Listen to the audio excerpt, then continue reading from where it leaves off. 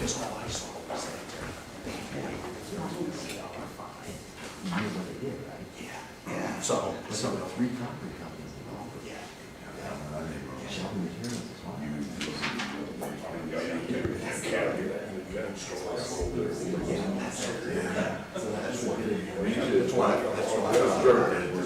Not that here. Oh, yeah, there's maps. I'm not getting there yet. Yes, they do. Yeah, I tell you. Yes, they do. I've been through this, I still Yeah, have I my figured myself as serious. It's a big stroke. 5 years ago, I've been Right. there. They ain't afraid of us, you know. Absolutely. Just the old trouble. Get around it over there. I think you're exactly right. Well, we're trying. She took her in there. She think I've got more attention than we did. Did you love buying them? People walking for dogs. No.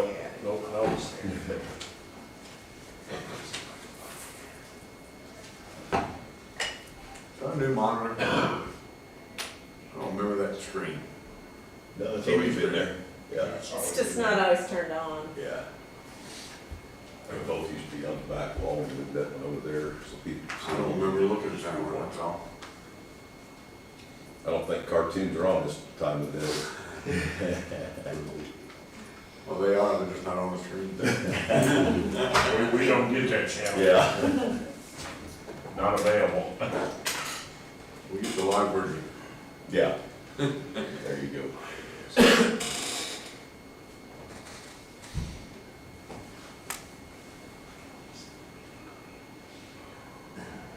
Oh, that was the Maxwell office? The one over there. Watch cartoons on Saturday morning. I've never been in. Giraffe. If we would, on the outside, the earth is perfect. Not so much for Yeah, me, we not for my kids. But they've had that forever.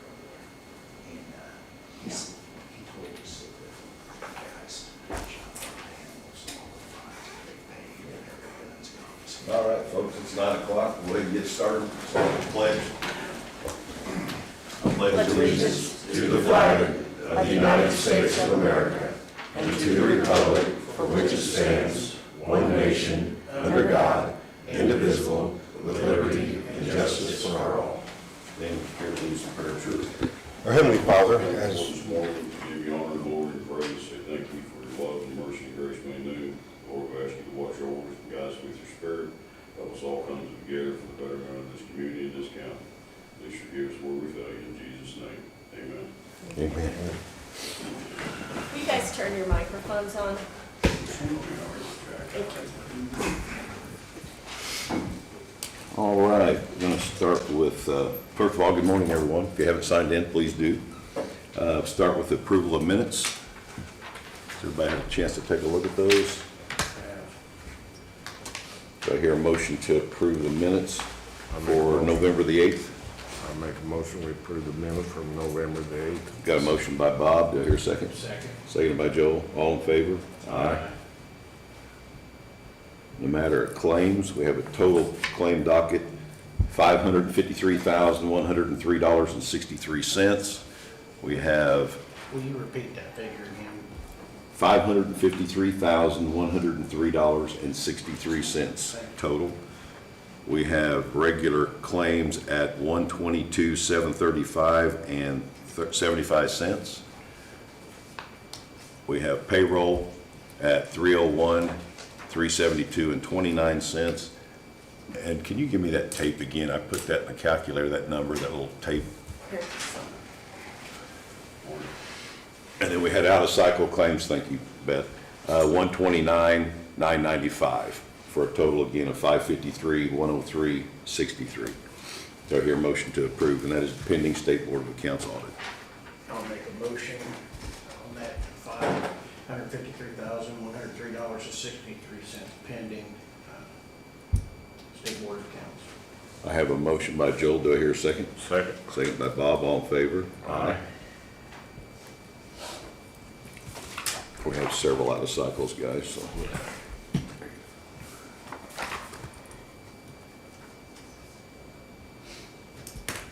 I don't know who it was, Beth or Sheila, that printed us out a fund line statement. Appreciate that. It's been a while since we've seen one, so thank you very much. Have you got any financial information or reporting that you would like to? Not that I'm comfortable talking Okay, about. sure. Okay, at this time, 911 is not on the agenda here this morning. We have the tower project, so we have 3 companies apparently that has put proposals together. So the following are the responses to the RFP for the P25 VHS simulcast system. And we have 3 companies, ECS of Bloomington, JES of Indianapolis, and J&K of Indianapolis. And the submissions after they're open will be given to the radio committee that's meeting after this at 11 o'clock, I believe it is this morning.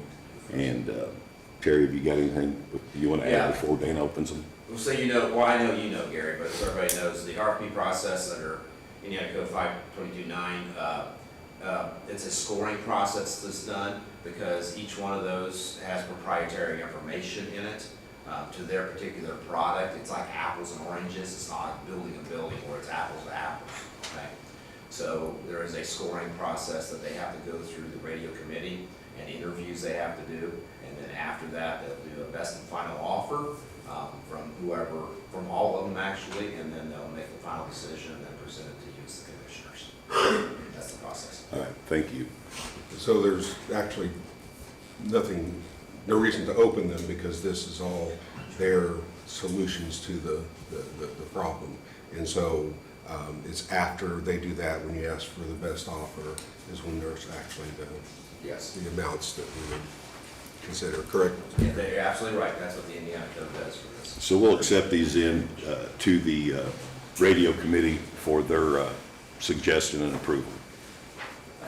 I have an email from Sherry and it says that it was my understanding that they were gonna open the bids and read by the attorney right before they read the consultant Terry Brunswick would like to say a few words, so, And that's what it is.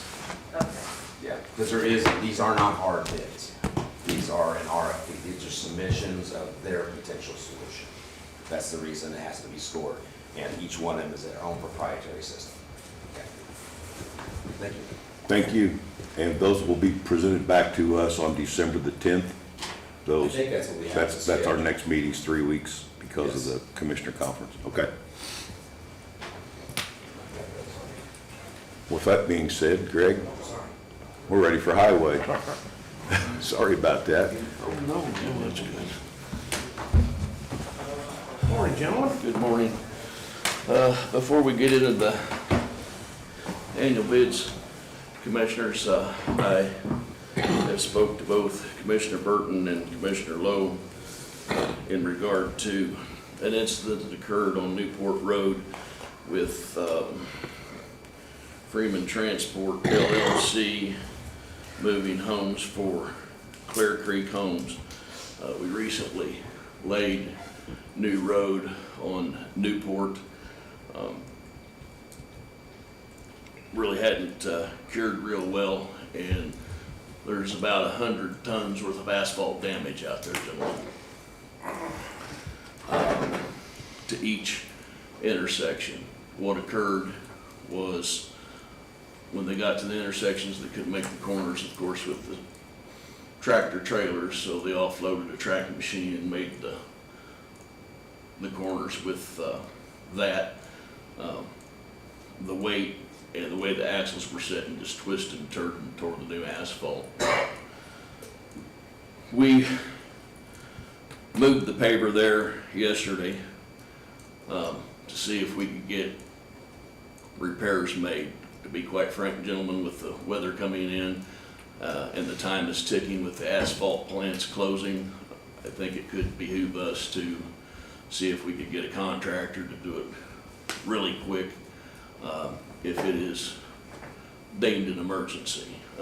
Gentlemen, the road is tore up enough that it is coned.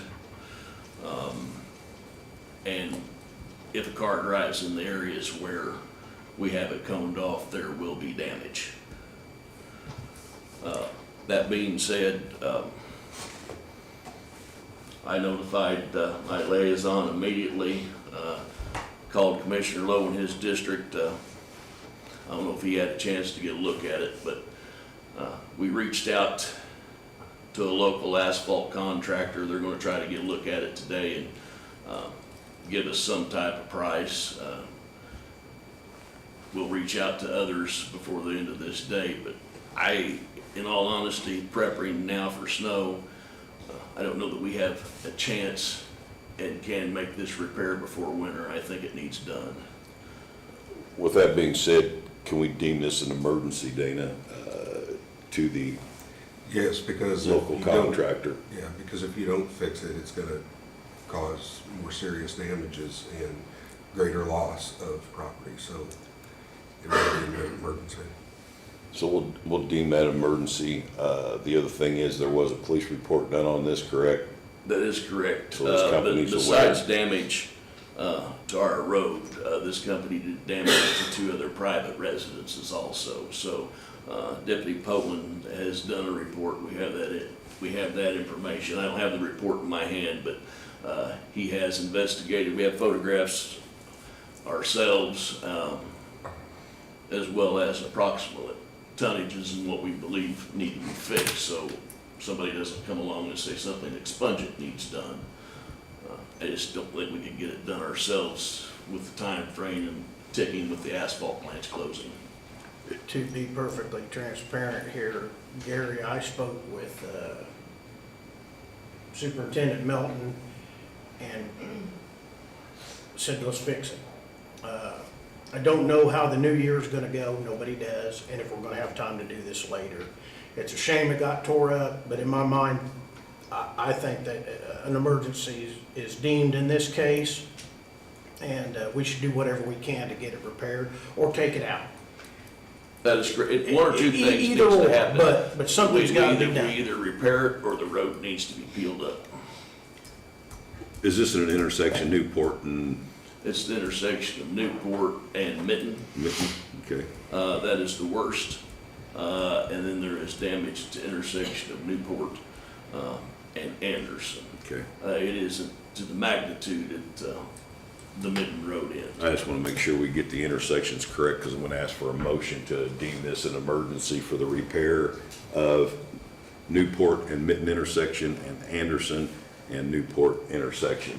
Do I hear a motion to, I'll make that motion with the amendment that we do it out of house with private contractor. got a motion by Joel, do I hear a second? Yeah, I'll second it. All in favor? Aye. So get the fastest. Now, gentlemen, I guess I'll get that information to the county attorney, because their insurance company, they'll have to pay for it. It's, I'll let him deal with all those transactions with the insurance and that okay. Cedar Homes or whatever it is. Clear Creek. Clear Creek, I'm sorry.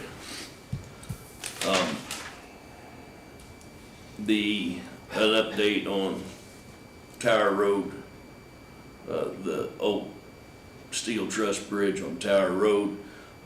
Gentlemen, the signage is in, the locates are done, they'll be ready tomorrow, so we will place the signage tomorrow. And we've got that to a 3-ton limit, correct? 3-ton limit, And what's the height? 6'6". 6'6". West, I remember. Greg, is that height restrictor, is that going to be part of this? Has that been implemented or going to be installed? It is going to be installed. We hope that it will be installed tomorrow also. CLR is doing that as part of their original quote as the emergency. If they get that done tomorrow, then we should have that bridge open tomorrow afternoon.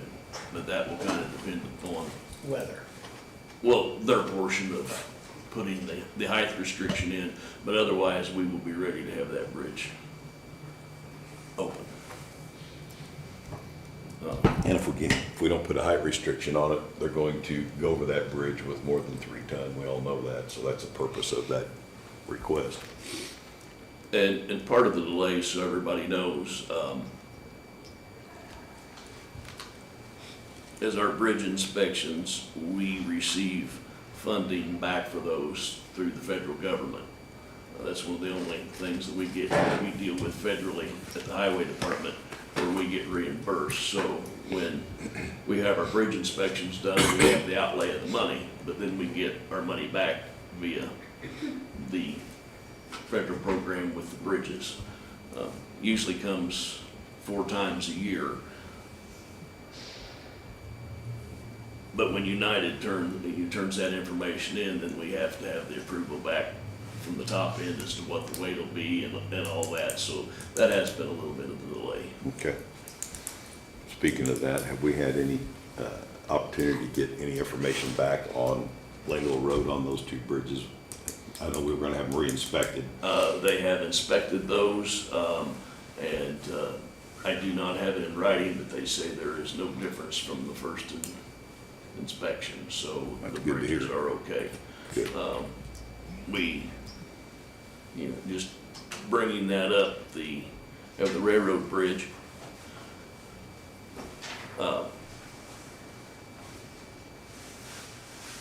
we need to go up and we need to do some ditching in regard to that bridge. I don't know why, and neither did United Consulting, the inspectors, but as big as that bridge is, it should have drains put in it. That bridge doesn't have any drains.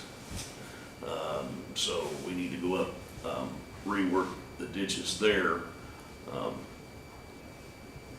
And that came as part of this inspection. But otherwise, they believed the railroad bridge was in good shape. The second bridge is a truss bridge, gentlemen. It doesn't look like it, but it is.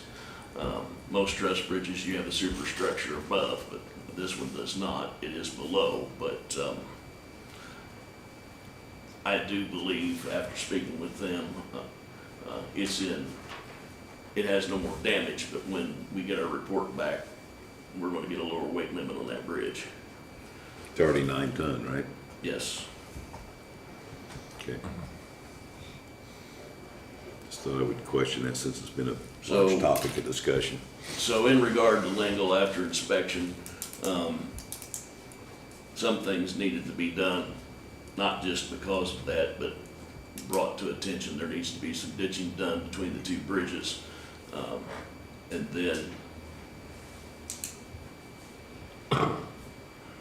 the road was originally asphalt, and at some point in time, it was determined to put gravel on it long before any of us sat here. It has been absolutely beat to death because of that traffic, so now that the paving work has slimmed down, we're gonna have to go in and do greater work to that road, and quite frankly, gentlemen, I think it needs to be turned into NDOT. We purposely did not make that road a official detour because we have a right to close our own roads, and because of trying to save the integrity of our bridges, and we gave NDOT an unofficial detour that the commissioner signed. Therefore, I believe we could go after NDOT for the full cost to repair the Lingle Road. We've got traffic monitoring on that as well. We got, what was it, 9,500 And it vehicles? was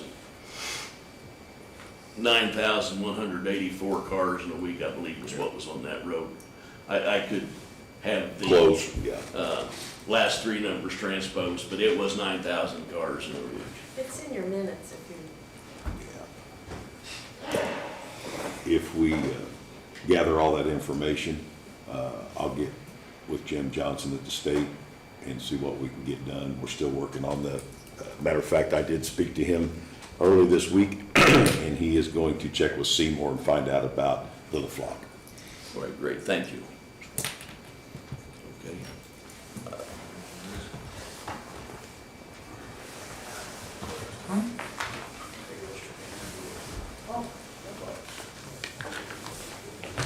In regard to our yearly bids, Dana, I just handed them to you, a county attorney, and we went from there, so.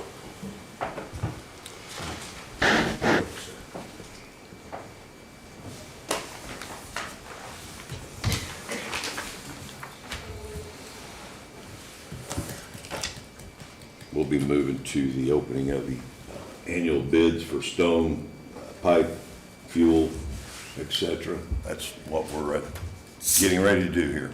Yes, sir. Okay.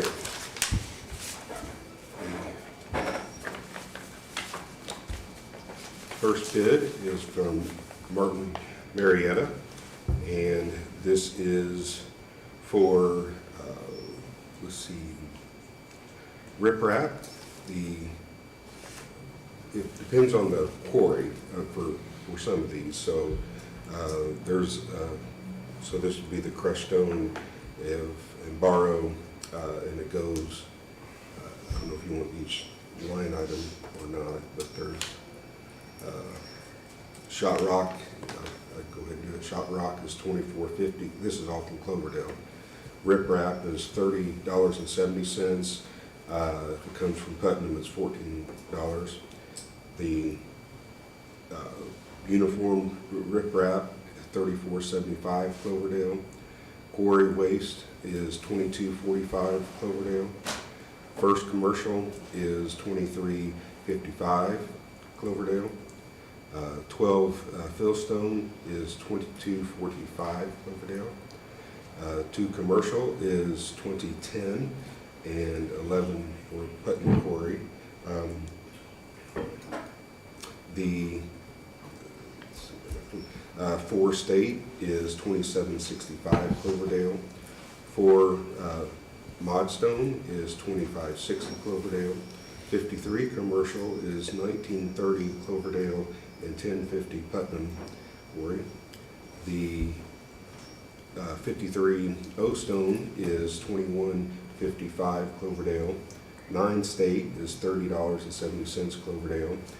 Number 24 QA stone sand is $29.70 Cloverdale. The 8 state is $30.70 Cloverdale. The 8 commercial is $28.65 Cloverdale and $12 Putnam Quarry. The 73 commercial is $20.40 Cloverdale. The 73 O stone is $22.45 Cloverdale. The 67 state is $26.50 Cloverdale. The 67 commercial is $24.50 Cloverdale and $11.50 Putnam Quarry. 9 commercial is $29.70 Cloverdale. The rest of these are all Cloverdale. 11 state is $33.65. The 11 commercial is $30.70. The number 4 B borrow is $28.50. I'm sorry, $26.50. It was a crease in the paper. The ag line is $26.50. 2 state is $23.55. Revertment riprap is $30.70, and 12 state is $36.80.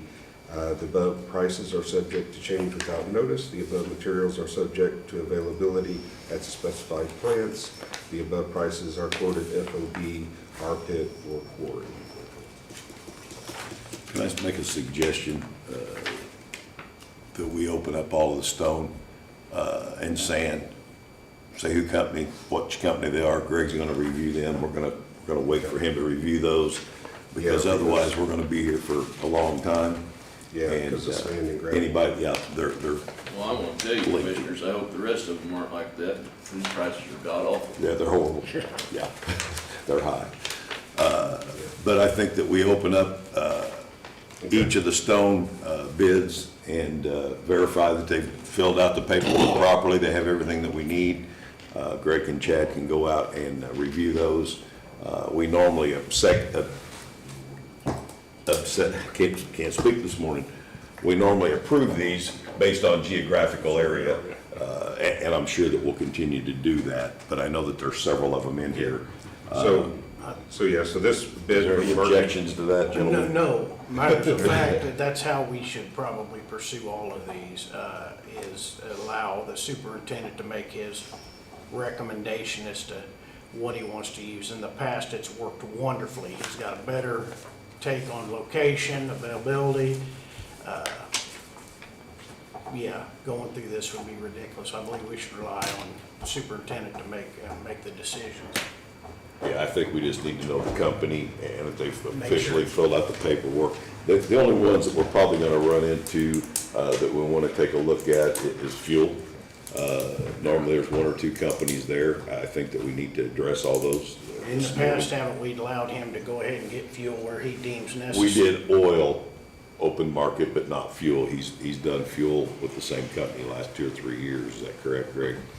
We do the fuel, gentlemen, on yearly bids. We do not have enough storage to buy tanker loads of fuel at the highway department. I think, and we've talked about this before, if we ever get to the point where we can buy full tanker loads of fuel, then it would be easier to buy on the open market, but when it has to be delivered, sometimes we get deliveries twice a week just to keep running, that we need to continue to have a service. Right.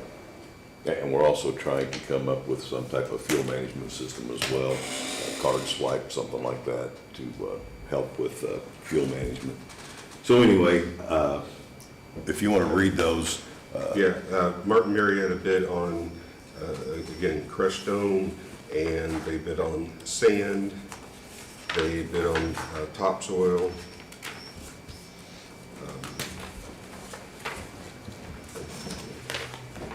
Yeah. And they, yeah, that's what their bid is in regards to.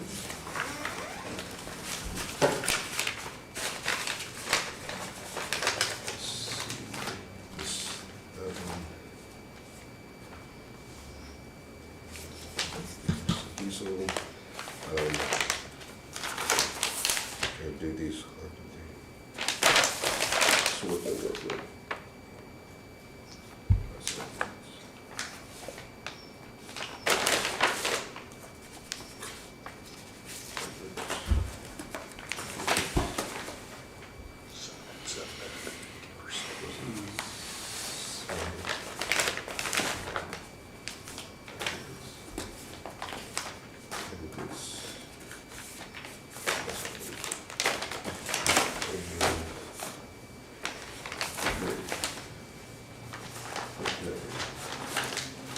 Continuing with the aggregates, we've got Rogers Group.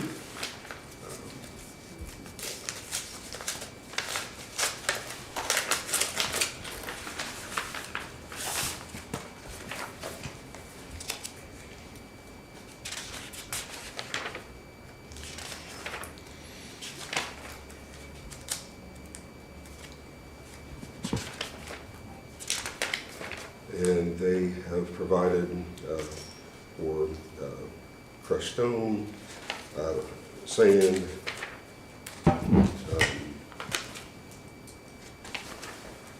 and, yeah, okay.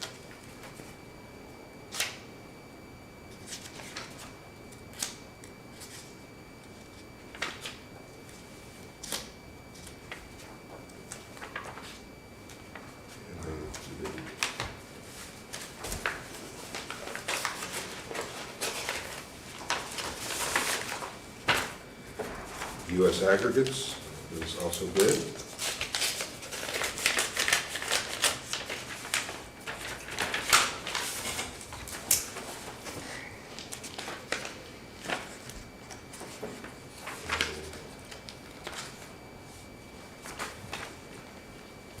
They bid on some limestone and fill dirt.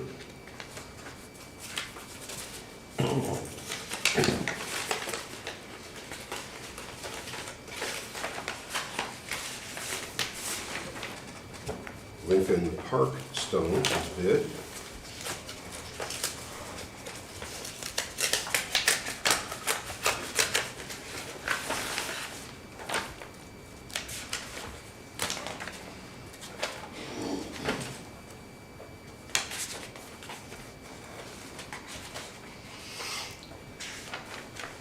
And they have bid on crushed stone and riprap and fill dirt.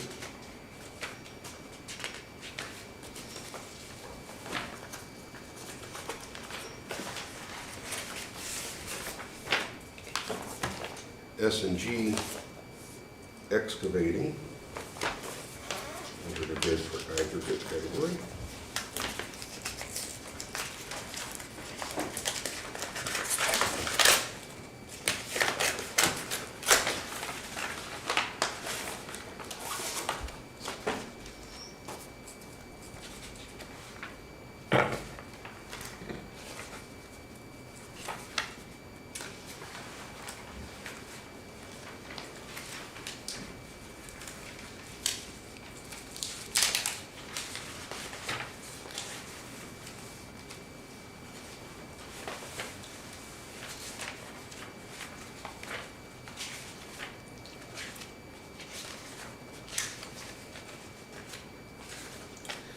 And they bid on sand and fill dirt.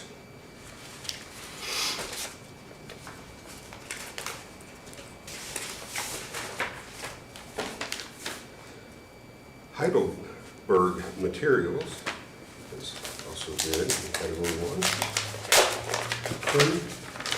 1. It is Heidelberg Materials, Heidelberg.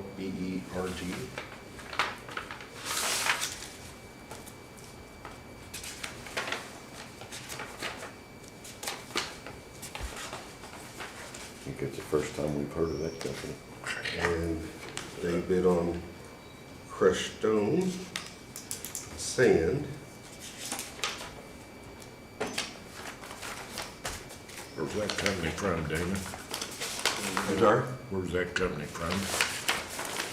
It is the Putnamville Quarry, Okay. Cloverdale address. Martin Marietta, gentlemen, have multiple queries, but the query we in general would use from Martin Marietta would be Cloverdale. They do have one down off 37, close to Bedford. Rogers Group, multiple queries, but we usually use the one on Borden Road. They do have another facility down on 37. They also have a facility in Martinsville that we use often for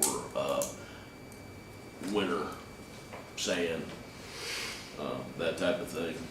U.S. Aggregates is Cloverdale. Lincoln Park Stone has 2 locations. They have one in Putnamville, they have one in Steinsville. S&G is a gravel dip, kind of like the Rogers Group dip at Martinsville. They provide sand, crushed aggregate for Hole Patcher, and Heidelberg is the Old Hanson Quarry, and that is Cloverdale. Okay. This is a bid for the liquid asphalt. It is from Asphalt Materials, Rockville, Indiana. And Tom Martin represents them. And he did open, it was originally filed on October 30th, 2024. He came in on November 1st of 2024 and added a sheet to the bid. So it was opened by him and sealed back by him.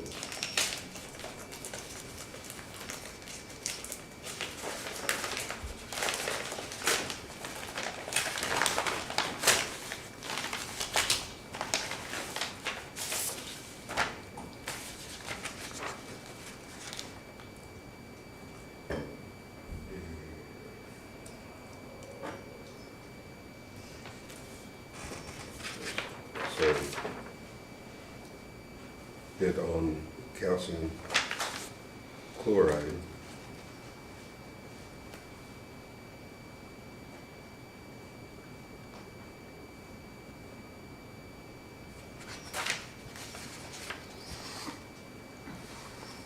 Okay. Emulsion for the various units from that.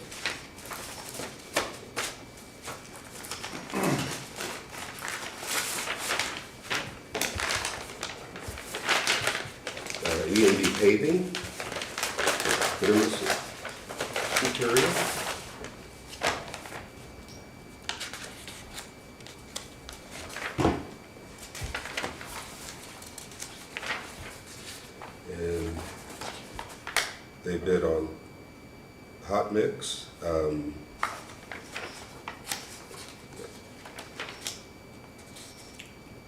and culverts.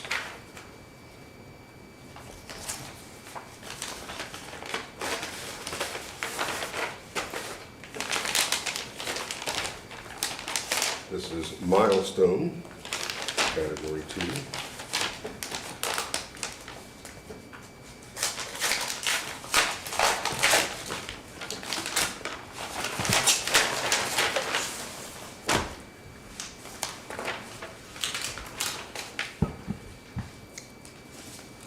And they bid on hot mix.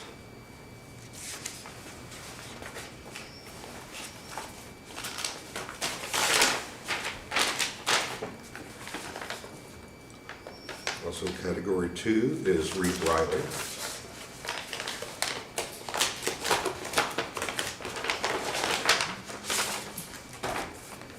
And they bid on hot mix.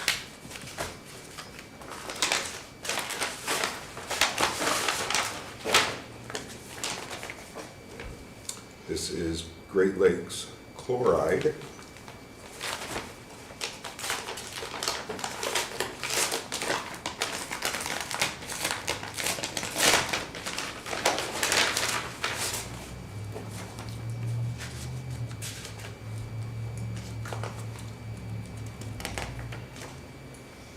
And they bid on the calcium chloride.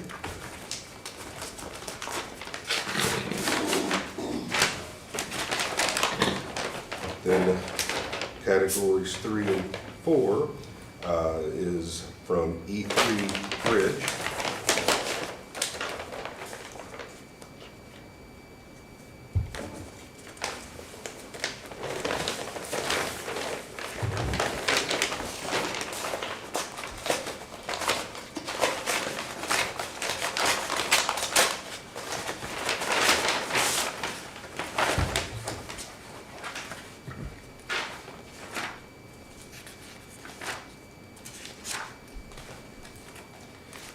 They did bid on pipe, aluminum structure plate, round pipe, box culverts, and bridges, and it gave miscellaneous prices for construction work. Is that the only bridge company, culvert company? Yes, sir.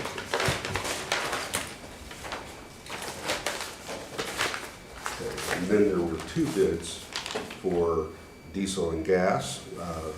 This first one is from Keystone Cooperative on North High School Road in Indianapolis. Can you read those aloud then? Since we have 2 there.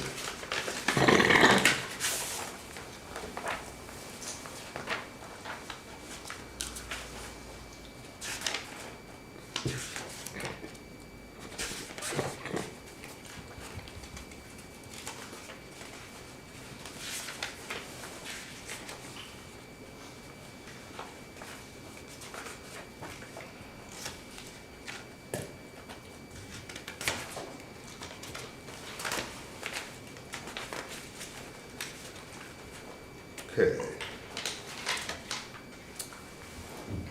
So their bid for 87 regular gasoline is $2.3202. E10 Mid Plus is 2.7202. E10 Premium Plus is 3.5202. Dyed number 2 fuel oil is 3.6310. PDX Off-Road is 2.7246. Number 2 On-Road is 2.6766. And PDX On-Road is 2.7216.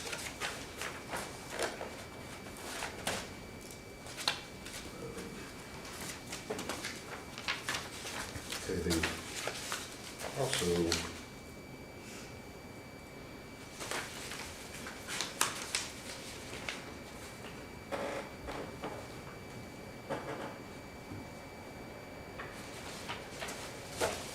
also includes Country Mark refining. Their bids were for 87 regular E10, 1.9202, 93 premium E10, 3.0202, mid-grade E10, 89 mid-grade E10, 2.2202, premium Diesel X for winter on-road, 2.3916, premium Diesel X for winter off-road, 2.3946, number 2 diesel on-road, 2.3266, premium Diesel X for on-road, 2.3716, and premium Diesel X for off-road, 2.3746. May I ask a question? And that is from the same packet? That is in the same packet. I have not read their correspondence with So this. is but they- Keystone merged with Country Mark? Well, Sorry, we're co-branded with Country Mark. Those two last sheets should be the spec sheets. Yes, the two last sheets are those spec sheets for Country Mark.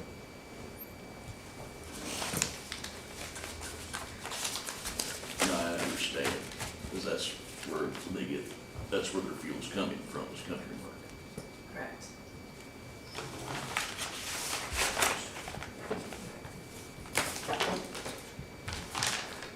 The other bid for gasoline and diesel is coming from Premier Energy, Seymour.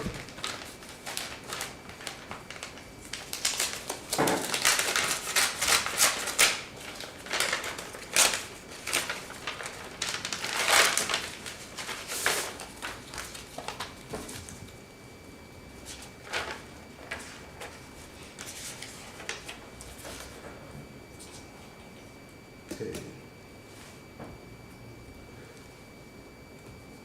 Their bid for 87 unleaded, E10 plus, base is 2.39, and with tax is 2.74. They bid on dyed K2 kerosene, $4.45 a gallon. Their PDX4 off-road is 2.613. And for their PDX4 on-road, the base is 2.61 and with tax is 3.21. I'll look through here, but I think that's it. Yeah. Okay.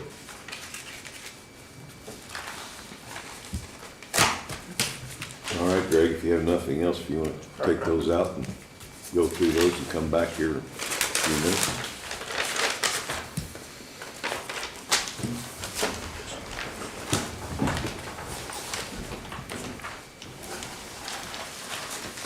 We appreciate it. You guys got any questions or concerns? I'll just take whatever recommendations you come up with, Greg. Elected officials and department heads.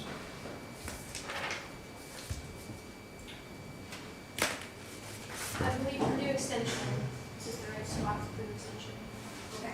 I have our contract. Oh, the for new contractual contract. Services, yes. I came to apologize for not having it, and then they emailed it to me while I was sitting here, so I left and now I printed it and came back. So, I have the updated contract, after all the attorneys have checked it over, and so that's the up-to-date one with our business office signatures. So we're just seeking your guys' signatures on it, and wanted to say thank you for supporting this. Thank you for getting the corrections made and Yes. bringing it to us. I know it's been a process. It's probably been a month or so since we've worked on that. Again, this is the extension contractual services agreement between Purdue University and the Board of Commissioners of the County of Owen of the state of Indiana. And the total contractual services appropriation for extension educators is the amount of $51,940. And I had gone back and forth with them with changes, and they made the changes I requested.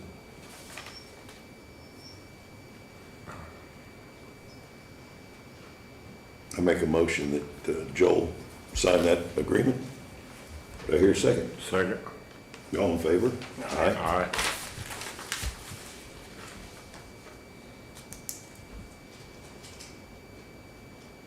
We'll need copies of that for the auditor, Okay. and you probably want a copy of it as well, so, yeah, we'll need 2 other copies. So don't leave the building. They can actually get you copies next door at the clerk's office. Okay. I can go make those and bring them back. Yeah, thank you.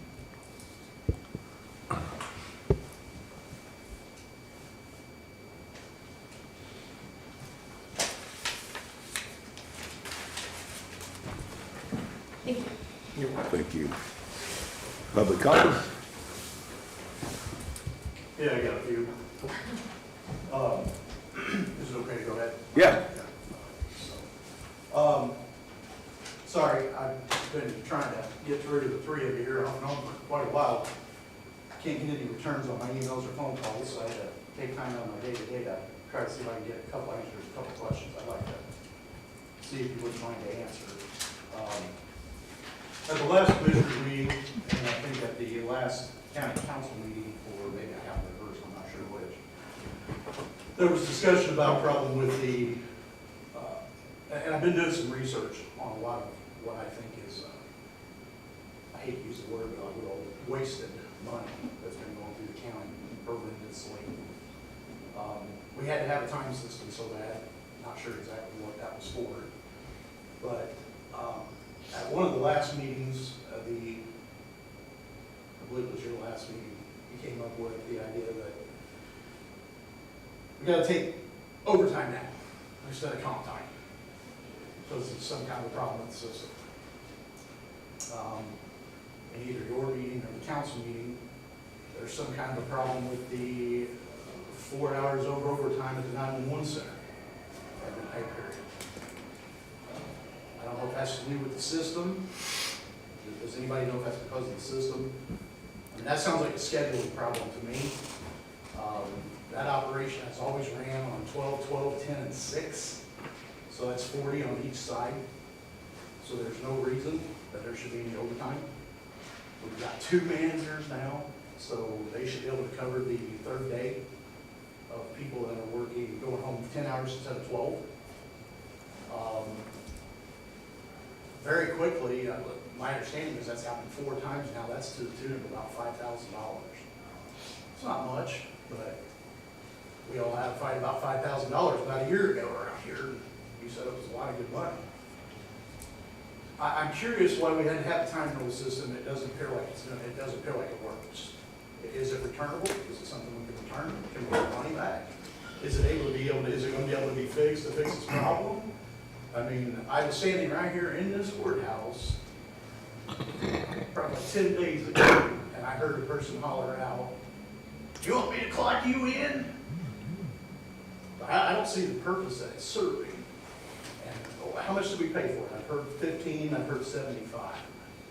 It was roughly about $68,000 for the initial program. That's part of the LAO system that everybody insisted that we use. Other agencies in other counties, do they use it? They AOD works in with LAO. Right. It has to be converted into, so that's the problem with any of the payroll and going live with it. So I've sat down with Sherry, I sat down with Lisa and Nicole a couple of weeks ago, maybe 3 weeks ago, trying to address the overtime versus comp time in this system. They asked if it was possible that we use all of our overtime first because otherwise somebody's gonna have to call in and say, okay, I want this person to have overtime this week and this person wants 2 hours of comp time. That is a nightmare, okay? I guess I got a question why. We've done this for years. It's never been a problem ever. When you go to an electronic time system, it requires different techniques. So, and I don't have all the answers, Alan.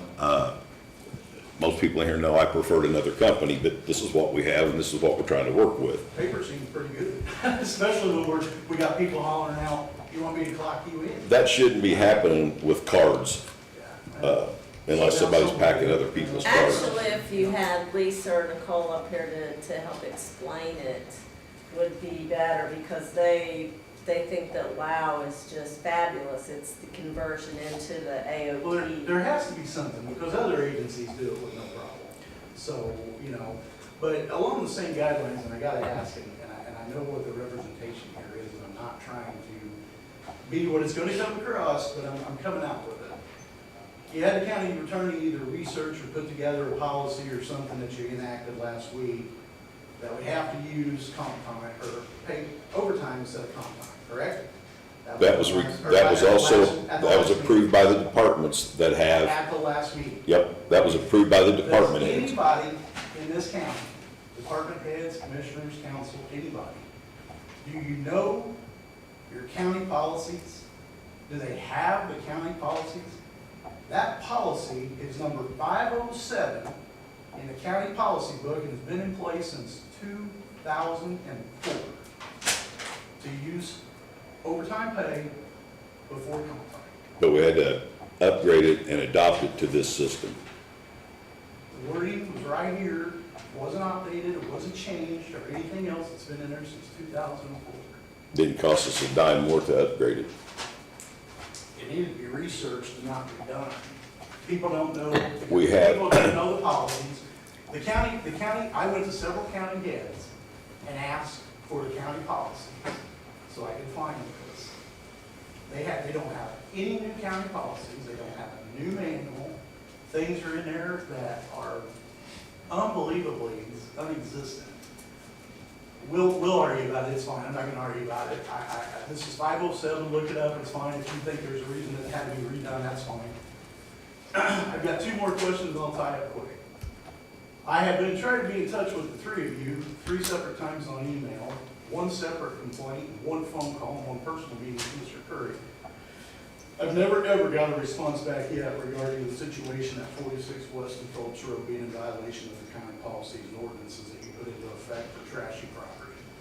Has anybody had a chance to look into that yet, or am I still waiting for a response on that, or Have you, looks on all your face? excuse me, Alan, excuse me.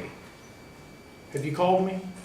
I No, sent you have not. I sent 3. No, you have not. Don't yell at me. Listen here, I sent, do not yell at me. it doesn't matter. You work for me. That's I sent correct. 3 emails, and I'm not getting a return. If you don't call me, Yeah, but this- you're not going to get a response. Of course I'm not going to get a response. I will get a response after January, I bet that happens. Good for you. Okay. Read your email, respond to it. Bob, what did you find out the day you told me to go out there and look at it? I went out and looked at it and stuff, and it's legit. How's it legit? That's, It's a violation of the policies and procedures that this board put into place for trashy property. there's not, where's trash out there, Alan? Did you look at them? Have you reported said property? Yes, I have. Yes, Sure yes, did. yes. An email. And stuff. I went down there, Suzanne, and stuff, the way he's using it and stuff. They have sold those and put them back there, not repairing them or anything there. They're just using them right there for storage. So, yeah, It has it's, nothing to do with who the owner is. I think it's 10. Yeah, I know what it is, but there's nothing I can do about it. Final question, probably no sense in me asking, but I was curious if the District 3 Commissioner would tell the community why he abstained from the vote on the new attorney. I'm going to get to that in my comments. Thank you for asking. Thank you, appreciate your time, sir. Polly? I just wanted to talk, I know it's not been discussed yet, but I was told the ordinance about the shooting, you know. We've got it here just a little bit for an amendment. Well, do you want me to address my concern before or after? Well, do you want to hear the amended Sure. version first? Sure. Is there any other public comment before we move forward? Okay.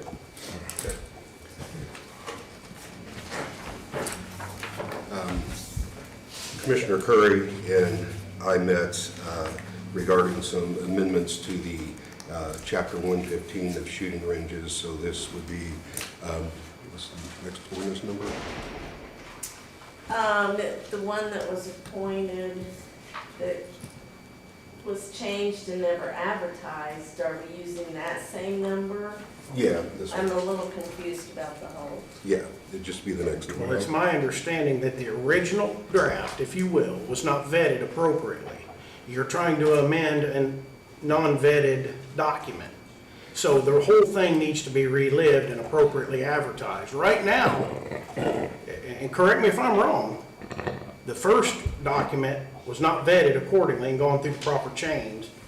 Then we opted to amend it, and now you're trying to bring it, that doesn't work. It can't work that way. What, the document was sent out to all of you and The was new, read yes, and I'm approved. not denying that it was changed, but my point is, it's been brought to my attention that the original, as written, as you read it, and we decided was not advertised correctly. It does not get advertised before it's read. It get after an ordinance is adopted is when it gets advertised. Well, it wasn't, And it was not Okay. advertised because it was going to be amended. look, safety's of importance to me, certainly. I'm one of the leading people that was on this. But we need to make sure we do this right and do it one time.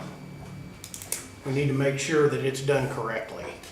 And I think that's why Bob and him spent quite a bit of time going through it. I understand that, but again, this copy wasn't received in a timely fashion, my understanding. I've read it. I don't have a problem with public safety. We just need to make dang sure we do it right. Okay? I agree with that, Lowell. Pardon? I agree with that. So what needs to be done? I'm saying we need to relook it. I'm not a lawyer, but. I'm not the lawyer here, but let's back up, hold off till next meeting, make sure that this is all appropriate and right. And it's brought to my attention that a range owner, it doesn't matter who, it's not my business to reach out to them, has not been notified of any of this as well. So I think there's a little more homework needs to be done. That's what I'm saying. I think it should be appropriately built for the community of Owen County, for the county of Owen County. Let's back up, take a moment of pause, redesign, rebuild, make sure we do this right one time. My phone's been ringing off the hook about this. And Holly, I'm sure that's right in line with something you were about to comment, and I haven't spoke to you about this, so. But same, I've had so many people that are. I'm not saying it's not a good thing. Don't misunderstand. By no stretch of the imagination, it just better be done right. And I feel like when we brought the first copy forward, we decided to amend it on the fly, and now we're here trying to adopt it. There's steps that are missed. What steps do we need to follow, Joel? I think we need to vet it properly with the range owners within Owen County. So when it's advertised, everyone has an opportunity to look at it, correct? Yes, but he's saying it doesn't get advertised until we approve it. Is that correct? Right, and what we. It's a little too late at that point for anybody. What we can do is to have this amendment as a first reading in this meeting, and then it can be, it'll be available for people to go through, and then at the next meeting, if there needs to be. And I think that's appropriate behavior in this case. Again, I know that safety is key in this county. Let's make sure we do it right.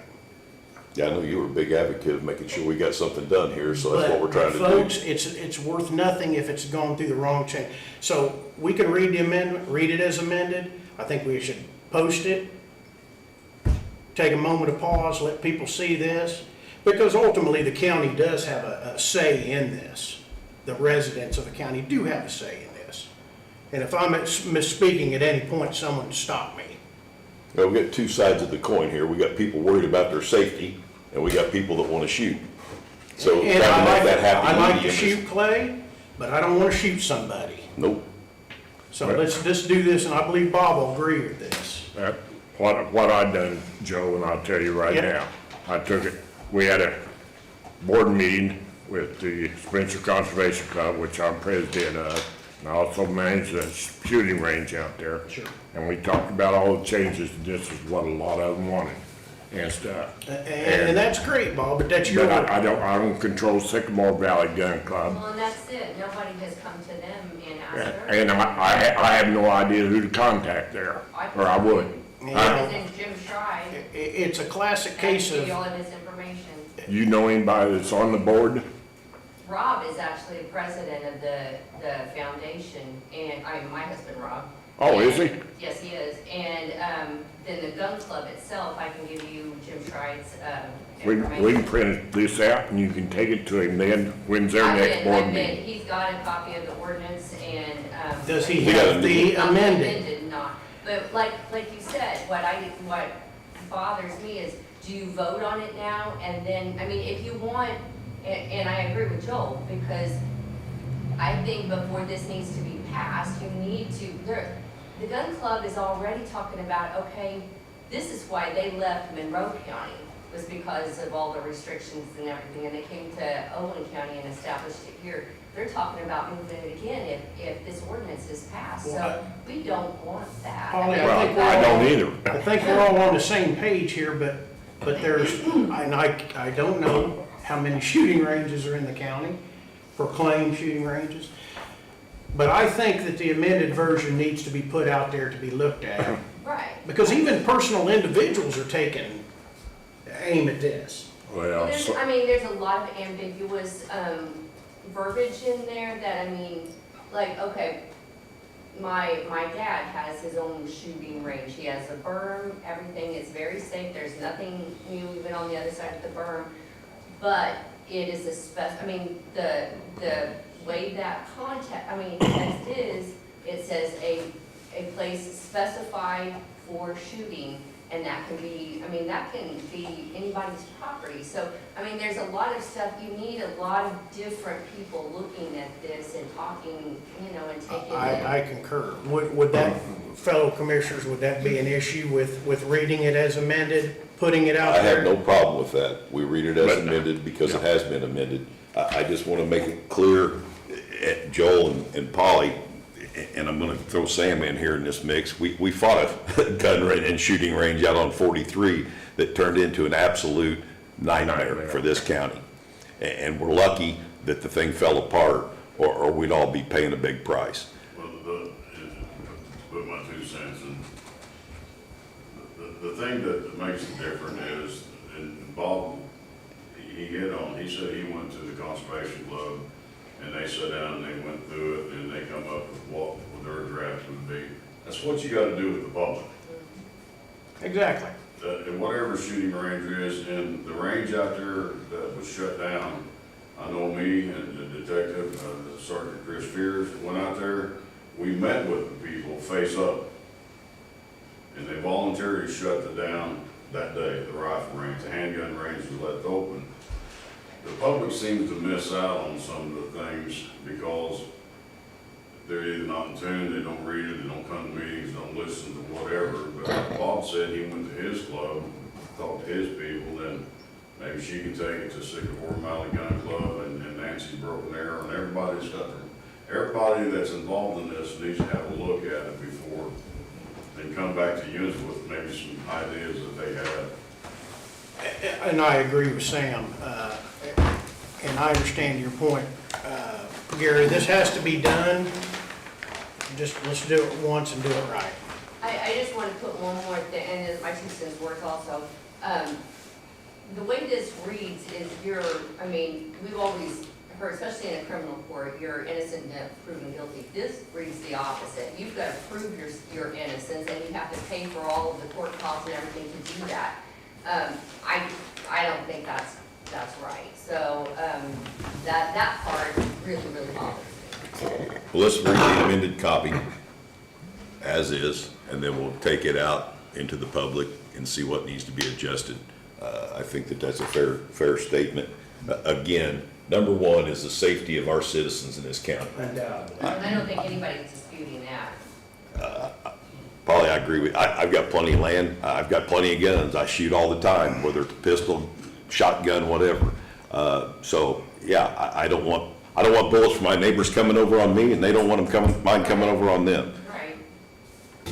And what this is actually is regulating shooting ranges, like, we go up there, we pay for our shooting. Sycamore Valley Gun Club got membership, they pay for theirs down there and stuff. Like your father, where he's got one on his own thing, that maybe he brings his, that's his responsibility, his thing. It's not, what do you want to say, under this definition of a shooting This range? code is under Title Yeah. 11, which is business regulations. Yeah, which is important to note. Yeah. Certainly, because a lot of the calls I've received are individuals that shoot clay. The keyboard warriors out there want to take screenshots and snippets of this and send it to people, and they've got the public They've got riled up. But my also, I guess my main concern, because I understand what you're saying with that, but is the, like the Sycamore Valley Gun Club and the Conservation Club and Nancy's Broken Arrow and different places that, these businesses, I personally know how safe the Sycamore Valley Gun Club is. They are absolutely, anal about how safe they are. And I don't want to discourage, establishments, and they do so much good because they bring in, the, Sure, revenue. Right, and they bring in people into this county that, are gonna spend money in this county. Yep. So, I just don't want, and I know I was at their that last meeting and spoke, and I know how upset they are and how this is, got them really, really, so I don't want to discourage establishments like that from being in our county. Okay, what I'd like to do then, Gary, is make a motion to read this as amended, posted to the public. For a 2-week period. That's fair enough. Is that fair? Bring it back to. I'll second that motion. Thank you. All in favor? All in favor? Aye. Okay, so this is the first reading of an ordinance amending Owen County Code. Sir? She told me that she just sent you a text.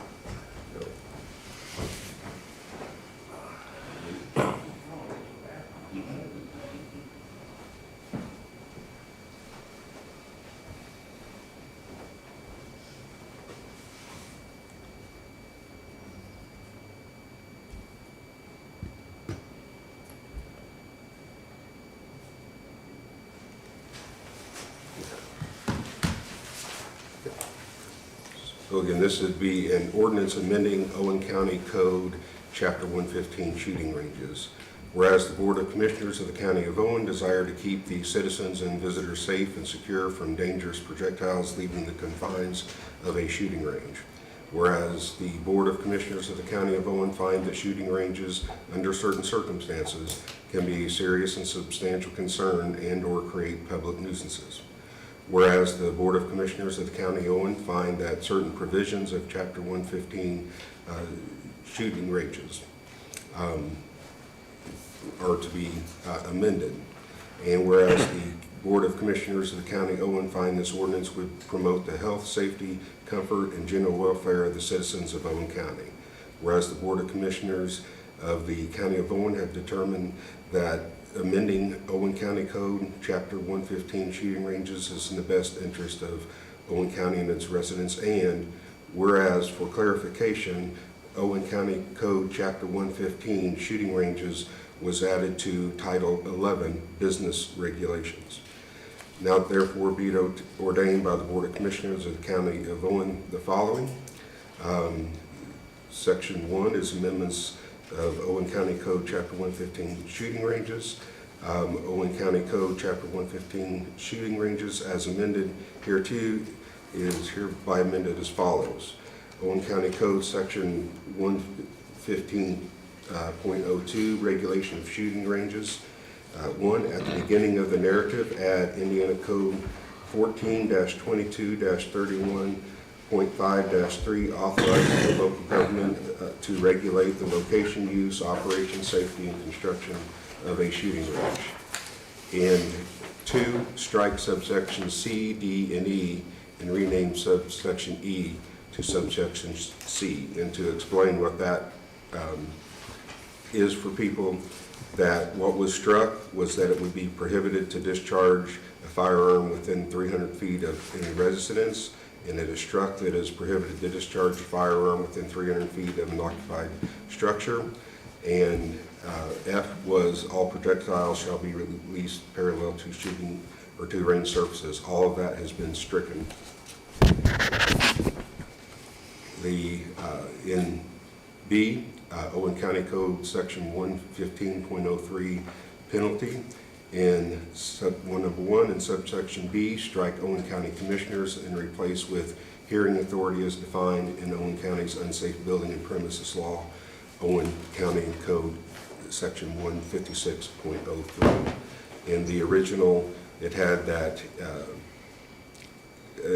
a range that has allowed projectiles to leave their property shall discontinue operations of the shooting range until they can provide adequate assurance to the, instead of commissioners, is to that, the hearing authority that was created by the unsafe building and premises law. And add subsection D, penalties shall be placed in the unsafe building fund as established in Owen County Code Section 156.03. And then attached to this is a revised version of the chapter. And effective date, this ordinance shall be in full force and effect upon adoption and publication as required, passed and adopted by the Board of Commissioners of Owen County, State of Indiana, in a regular meeting held, well, it'll be at the next meeting. So the auditor had sent a question because we did not publish the first round, and that is the ordinance doesn't go into effect until it has been published. So that was to keep it from going into effect until these amendments were made. So it is not in effect at this point in time. And if it is at the second reading adopted, then at that time it would be published twice, a week apart, and it would take effect after that second publication. But just as can be made available, I guess I'll get with Susan on the website, find somebody to get it available on the website. Yeah, it'd be the best place to put it out there so anybody wants to look at it. Yeah, so I'll get with Susan.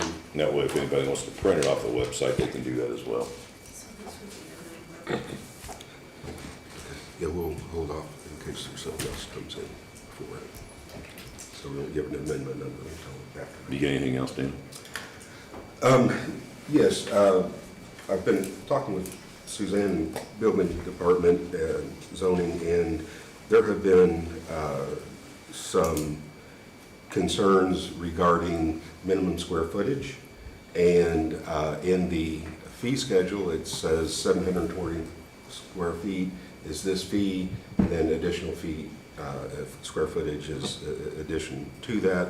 And it has been enforced in the county that 720 is the minimum square feet, but it only appears in the fee schedule.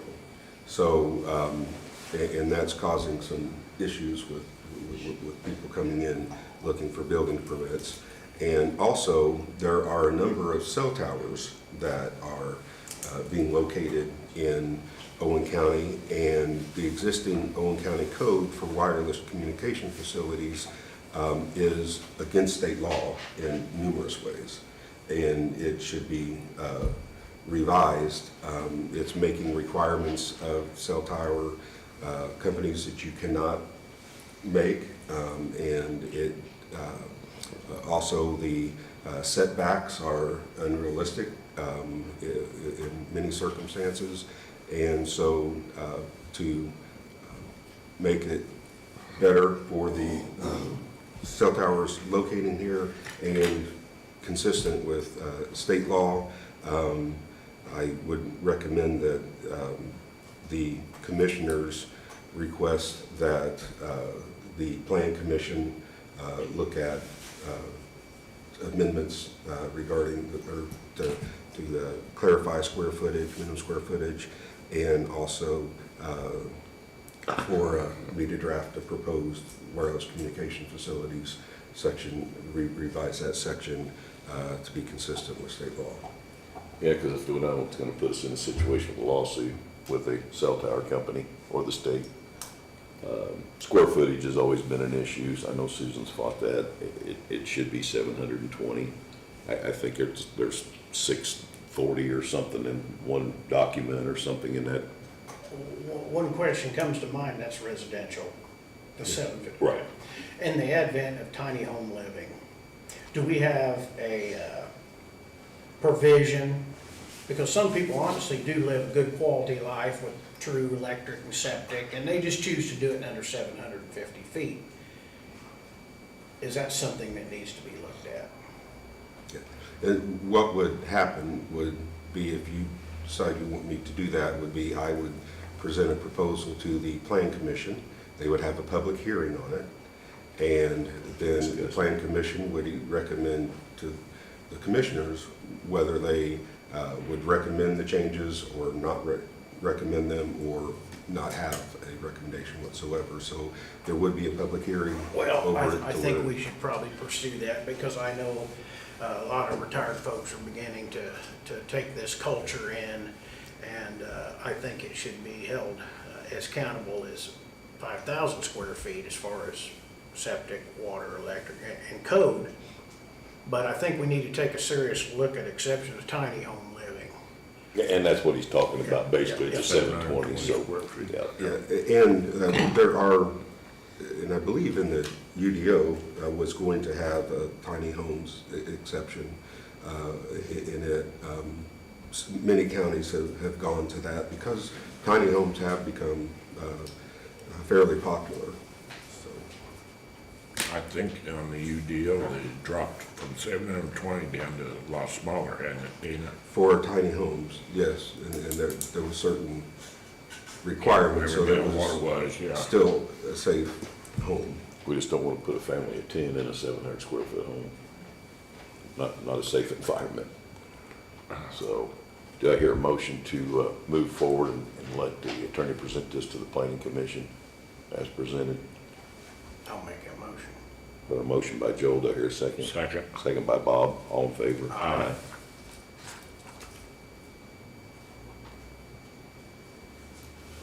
Anything else? No, sir, that's all I have. Joel? Are we down to, We're commissioners. yeah, We'll get that out of the way and then we'll bring Greg back Yeah. here. Back up. well, go ahead and bring Greg up. Okay. Go ahead and bring Greg up.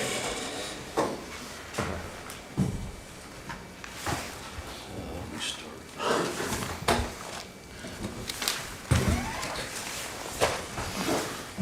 Commissioners, I can say that some of these vendors have really sharpened their pencils and got some prices that I think are way more than what we budgeted for and worked with than we heard originally. E3 Bridge is the only company that bid in regard to the culverts, which will include multi-plates, it will include box culverts, pipes, aluminized, both galvanized, and even plastic. Gentlemen, they kept their prices the same this year on all the steel and aluminum products that we had last year. Plastic did go up, but I would ask that you accept E3 Bridge as our vendor in Make a regard to motion that next year. EMB Bridge. Got a motion by Joel on the floor to accept E3 Bridge prices for culverts, box culverts, so on and so forth. Do I hear a second? Second. Second by Bob. All in favor? Aye. Gentleman Asphalt Materials provide and has provided for many years our liquid emulsion, and I look at this and these are the same prices that we had last year. I would ask that you accept the Asphalt Materials in regard to the bituminous and our liquid emulsion. Do I hear a motion to approve Asphalt Materials as our liquid asphalt supplier? I'll make that motion. Have a motion by Joel. Do I hear a second? Second. Second by Bob. All in favor? Aye. Are they still bidding against one another on that? Pardon? Are they still bidding pretty heavy against one another on that, or? Yeah, and the other, when we get to the FOB at the plants, gentlemen, I'm gonna read that out loud so everyone can understand what I'm saying when we talk about what we need to do there. In regard to calcium chloride, gentlemen, that's part of bituminous mixtures. We use that, of course, for dust control. We use that in total depth reclamation. For those that are unfamiliar, we grind it in a total depth reclamation, added with lime, millings, etc. And it comes back to the consistency of concrete, and it's worked very well. I think you all have seen that, and then we're able to pave over top of it in a full depth. Makes a huge difference. Dust control is fabulous.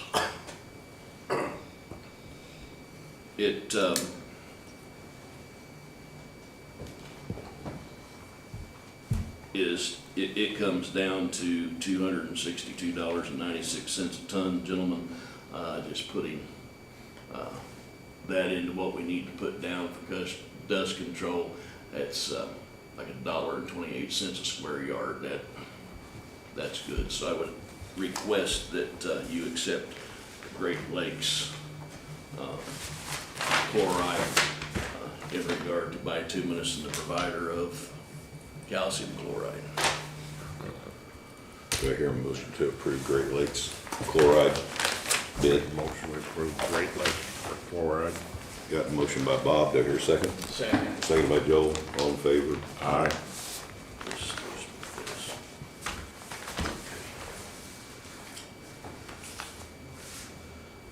Gentlemen, you've heard stone, and there's multiple prices, and I'm not going to go over all of those in here, but I will tell you that Rogers Group and Lincoln Park Stone, again, I said I appreciate sharpened pencils. I'm gonna ask that you approve Lincoln Park Stone, which also includes the Steinsville Quarry and the Putnamville Quarry, Rogers Group's quarries, and US Aggregate, which is the old 243 quarry. Their prices are a little higher, but in regard to logistics, we need to have that on our books. And then I would ask you to also adopt S&G Excavating, which is the sand dip over at Terre Haute. They provide crushed stone, which we use through our hole patchers. I would ask that you accept those because of logistics, all of them, and I would ask that you reject Heidelberg and Martin Marietta.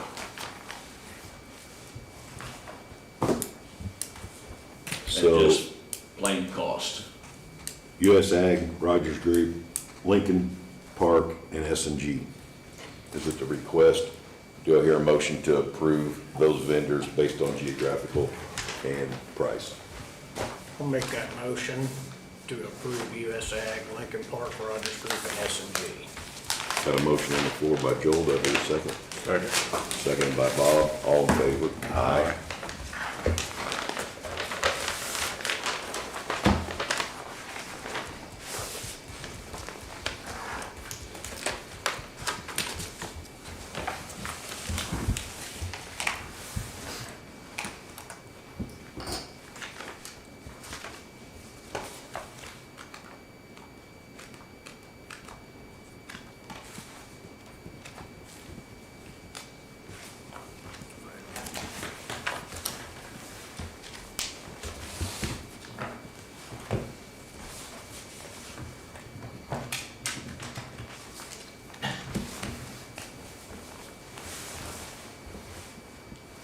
Okay, gentlemen, this is for asphalt picked up at plants. And I do want to just read this to you. Milestone plant for 9.5 millimeter surface is $72. The same for EMB paving $67. 12.5 millimeter surface, $72. Milestone, $62.50 with EMB paving. 9.5 millimeter intermediate, $72 Milestone, $67 EMB paving. 12.5 intermediate, $72 Milestone, $62.50 EMB paving. 25 millimeter base, Milestone, $67. EMB paving, $57. And then it left out 19 millimeter intermediate at $68. Milestone, EMB paving, $60. Gentlemen, Reith Riley, I'll go through them all real quick. 9.579, 12.575, 9.579, 12.5 intermediate, 75, 19 millimeter, 73, and 25 millimeter base, 72. We need, in regard to Reith Riley, it merely needs rejected, even because of price, and two, that is out of an Indianapolis plant.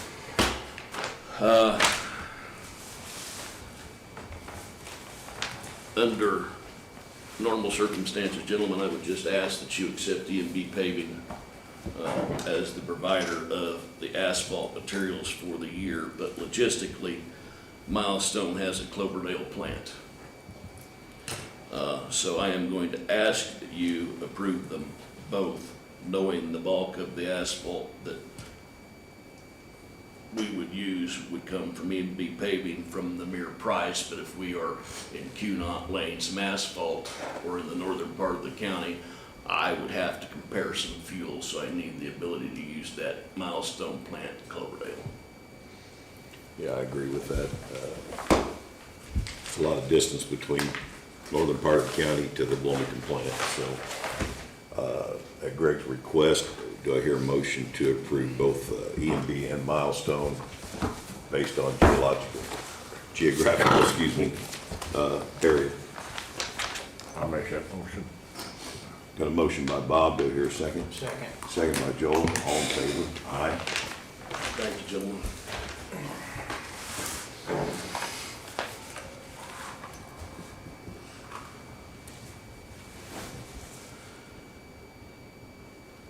Okay, gentlemen, we'll talk about fuel just a little bit. There's going to be a little bit of difference in regard to what Keystone Cooperative has bid and what Premier Energy has bid. Some will be a little more, some will be less. 87 regular with Keystone prices $2.32 02. Base price with Premier is $2.39. E10 Plus was not bid. E10 Premium was not bid. The kerosene dyed fuel oil, which we use approximately 100 gallons of a year, but it's still bid with Keystone, was $3.63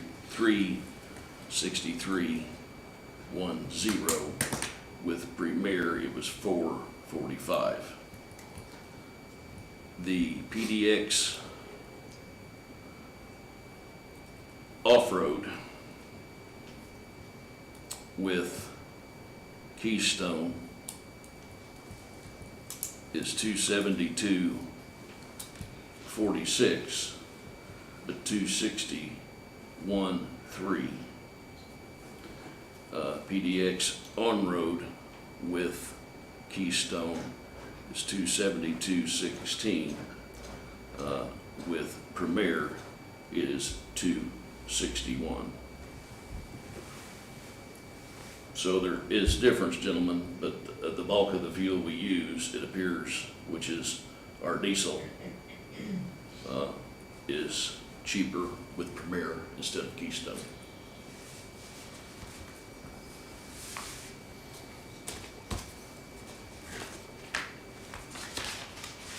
Roughly 10 cents a gallon we're looking at cheaper on diesel fuel. We're about 7 cents higher on regular.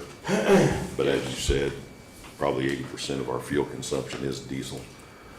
And we went to 2 new diesel pickup trucks, so that increased that volume. That is correct. So gentlemen, I mean, that's gonna come down to a commissioner decision, but as far as I'm concerned with my budget, and looking at the price, and we don't have a problem saying, I've been in front of this board, we've not had the best of service since our company was switched to Keystone and acquired.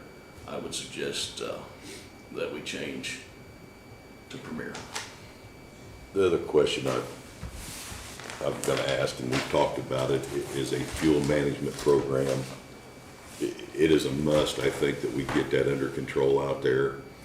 I know that you've talked to maybe both of these companies if it was available. I've talked to both. Now, since the Keystone switch over, mid-year it was changed to Keystone, but prior they had talked to it and they had priced me a system at over $20,000. Premier said I don't need that type of system. They could probably provide me one for about $3,800. And I think, again, it's important that we do that. That way, every truck that's fueled is done and recorded as it should be. Any comments, gentlemen? I mean, gentlemen, I came in here and asked you to buy fuel on the open market the last time because I couldn't get delivery. Delivery did get better, but we ordered DEF, how many weeks ago, Chad? 2 weeks ago. 2 weeks ago, and it finally came yesterday after we had to make another call to get DEF delivered. I assume we're buying that in a tote. Yeah, it comes in a Bulk, tote, yeah. yes.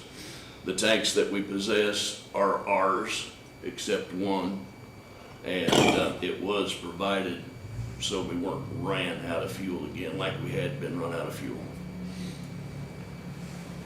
Do I hear a motion on the floor to move forward with Superintendent Melton's recommendation?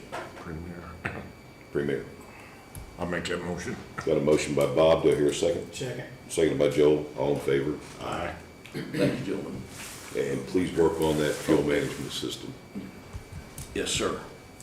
I've asked for it numerous times, but $20,000 is pretty high, so. Yeah. Gentlemen, there is one thing that I forgot during the regular process of my turn in the meeting, was the berms being put on the road for the year.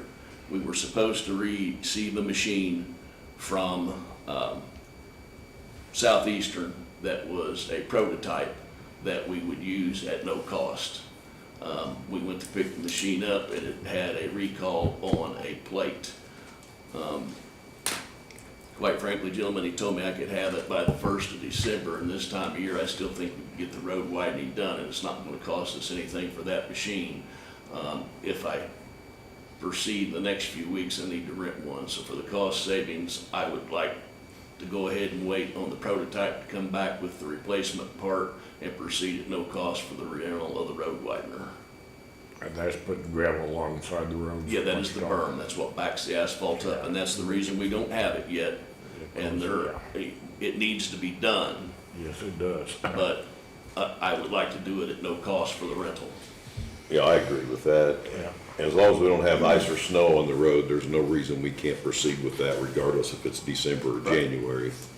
Am I correct in stating That is that? absolutely correct. I'll make that motion. Got a motion by Bob to wait on the prototype at no cost to the county to do the berms on the paved roads, and I know Freeman Road's a big discussion, and whatever else we've got out there. Do I hear a second? Pottersville. Yeah. Second. Second by Joe, all in favor? Aye. Thank you.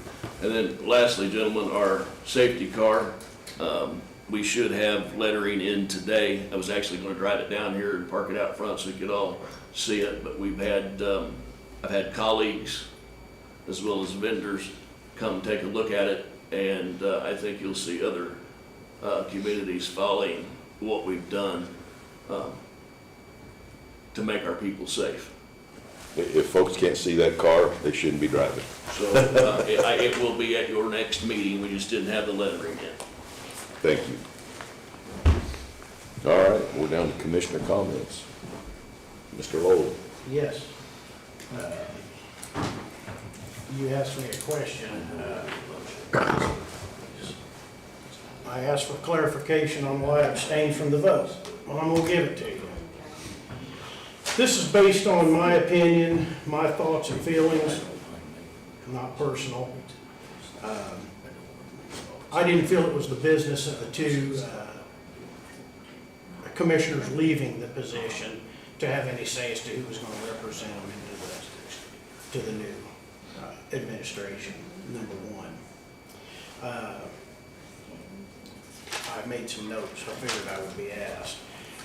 I personally looked at the contracts, and they were stated as being the same as last year. They were not the same. I have these copies right here.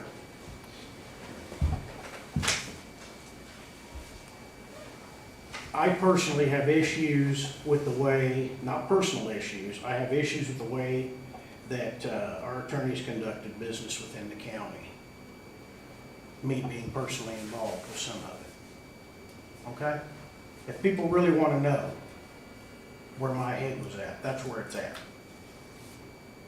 Now, I'm not here to belittle demeanor. I'm certainly not an attorney, and I don't want to be. I believe that our attorney was placed in positions that he didn't need to be placed into, morally and ethically.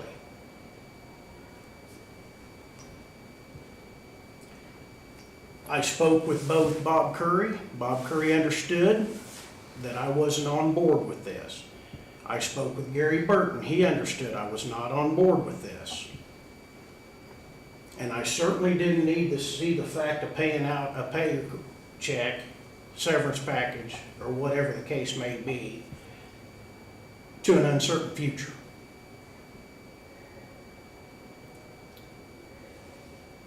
My opinion, my thoughts. I'm an individual commissioner. I'm allowed to think and respond how I see fit. That's why I abstained.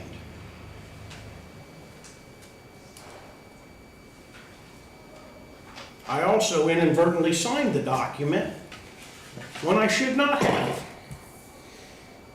in confusion. I didn't list my signature as a nay, yay, or abstained. I signed it.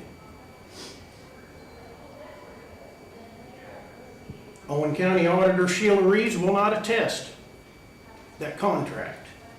She's told me so.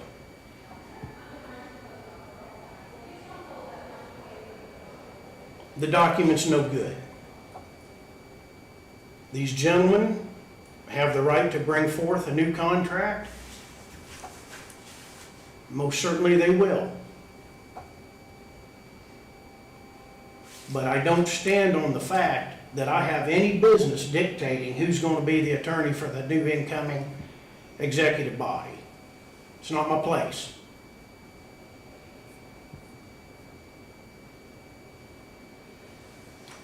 I was misled to believe that we have to have an attorney, or the council, or the commissioners, board of commissioners of Owen County have to have an attorney present the first day, the first meeting.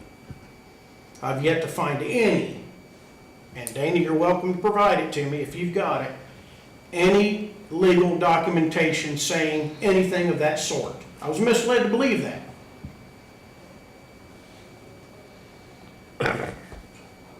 Sitting here today, I'm telling you, I can't find anything on it. You wanted an answer, Alan? You got it. The public wants an answer. It's not just Alan McBride.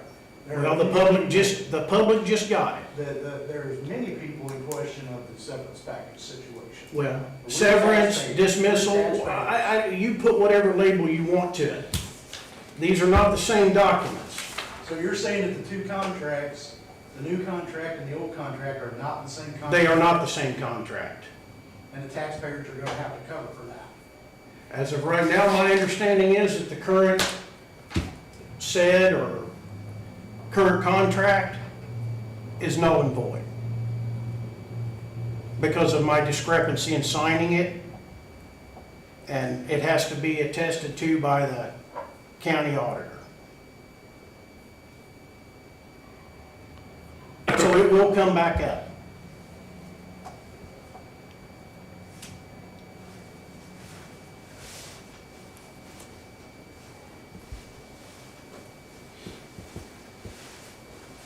Thank you for your honesty and diligence to the taxpayers of Wayne County. Wow. And I will field any questions since I've got the floor. Anybody? Sam? You got a new set of board of commissioners coming on. I'm not here to run anybody down at all. Not that, I'm gonna be new getting into this stuff like that. But you have a new board coming to sit. Well, Gary's still here, but you have two new guys coming to sit. I would think, just as my 2 cents, only my opinion, that the current city board would want to address these types of issues with the new board that sits in January. That's simply my opinion. I've spoken to you. Yes, you have. I've talked about an easy transition. Yes, sir. My thoughts, how I wanted to see the rest of the year go, was to deal with the on-hand emergencies, the daily business. Gary Burton said it to me a million times, our job is to conduct the daily business of the county. He's correct, it is, exactly that. But my intention was to make sure people were paid, bills were paid, and I surely didn't need to see or anticipate ordinances, resolutions, contracts shoved through. I'll be honest with you folks, as far as the printer contract goes, it is what it is. I'm not a printer guy, I don't do printer contracts, so be it. But when it comes to things like this gun or this range ordinance and contracts with an attorney entering into a new year, I should be concerned. And I am concerned.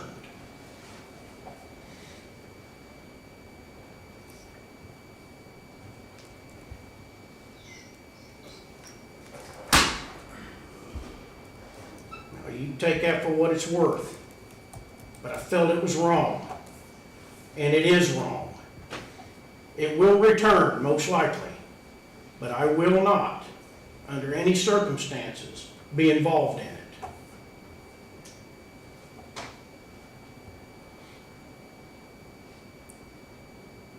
Why don't we just spell out what's in there?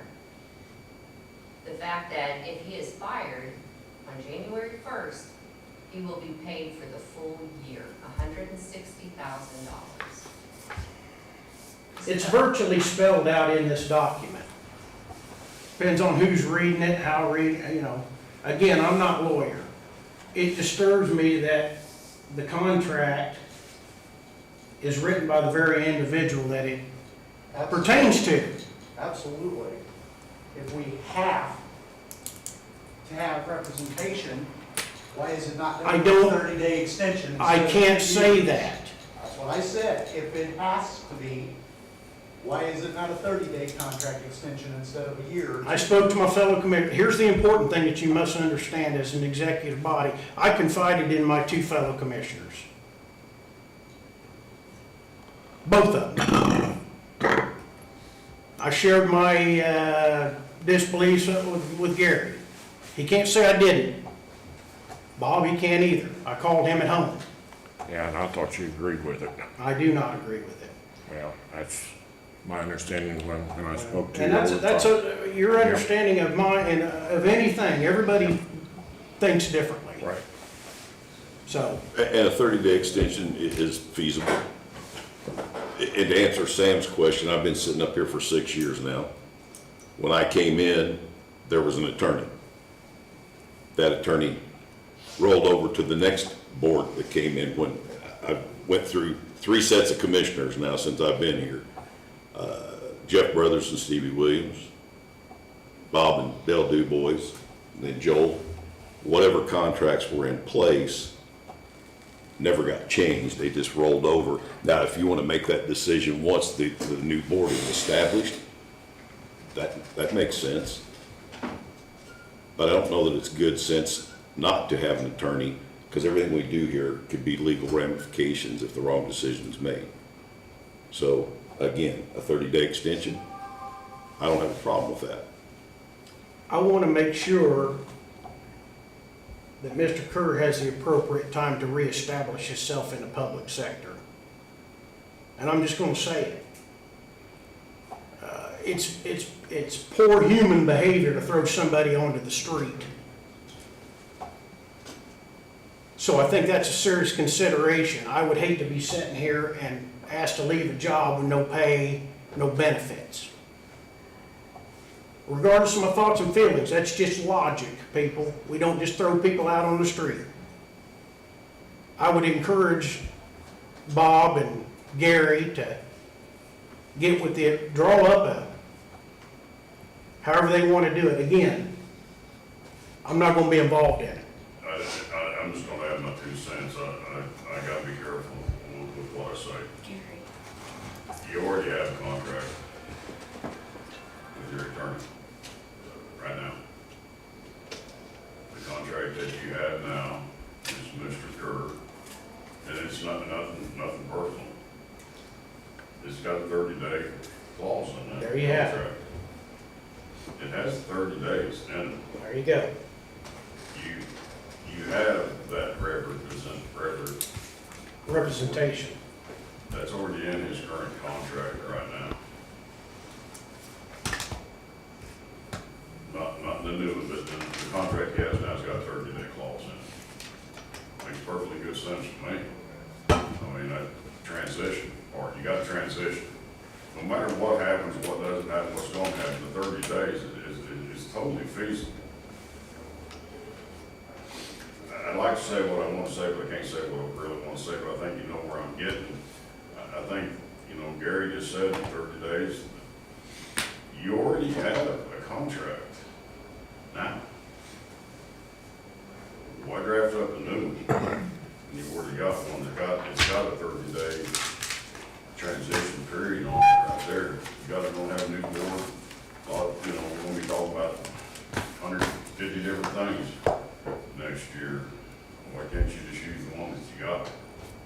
And it's our board, as you come on, that we will do an executive session. Anytime we hire an employee, we go through that process. We bring those people in for interviews. We just don't go out and pick somebody off the street. There's a process that we go through to replace individuals. And that will take place come sometime in 2025. It's just the way that this board has to operate. It is the way you have to operate, and I totally understand that. But when the new board takes over in January, new things will take place. They always do.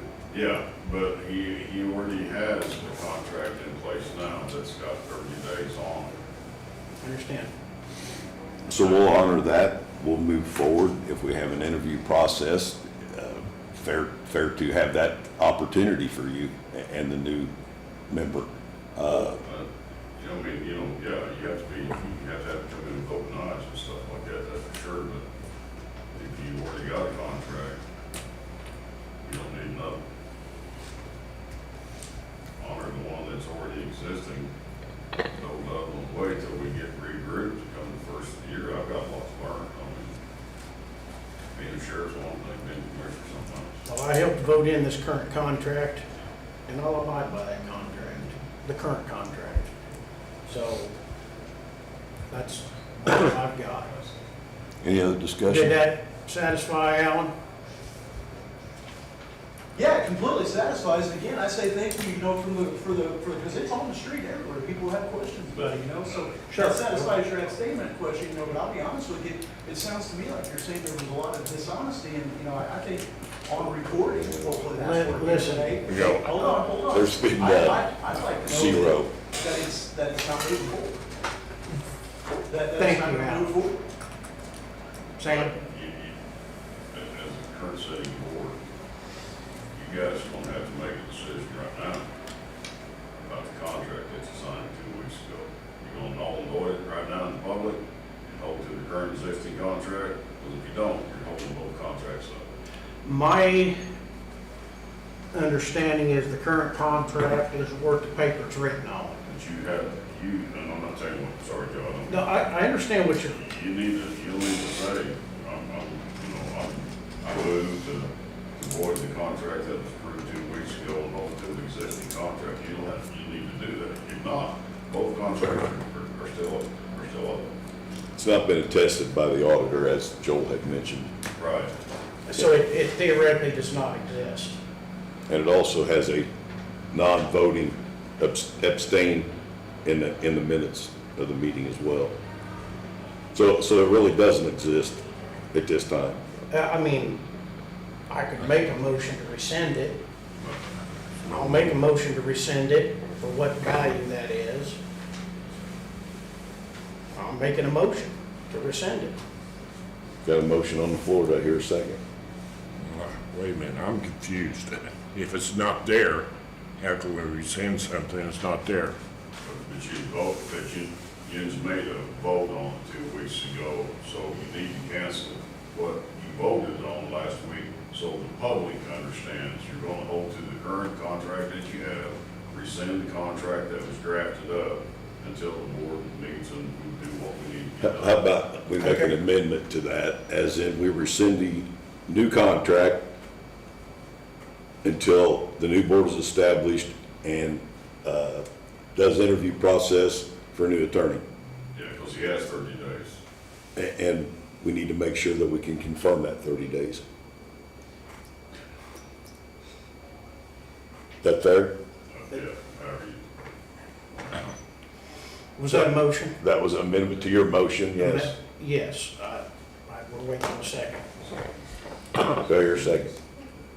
Second. Got a motion by Joel, second by Bob, all in favor? Aye. Anything else, Joel? No, thank you. Okay. And I'm gonna make one comment on something that you said. We had put the attorney in a position to oversee HR outside of our county policies because we do not have an HR department. That's no fault of anyone sitting here. If we can't afford it, what do you do? So that was agreed by this board, 100%. It wasn't agreed by one individual, two individuals, all three of us. There's nobody better to oversee HR issues than your county attorney.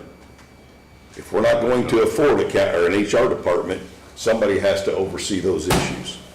And these department heads get themselves in situations, and we've made it very clear to all of them, I know I've spoke to several of them, if it's outside of our handbook, you need to refer to the attorney. They beg for that because we do not have HR. Now, does it need to be addressed? It sure does.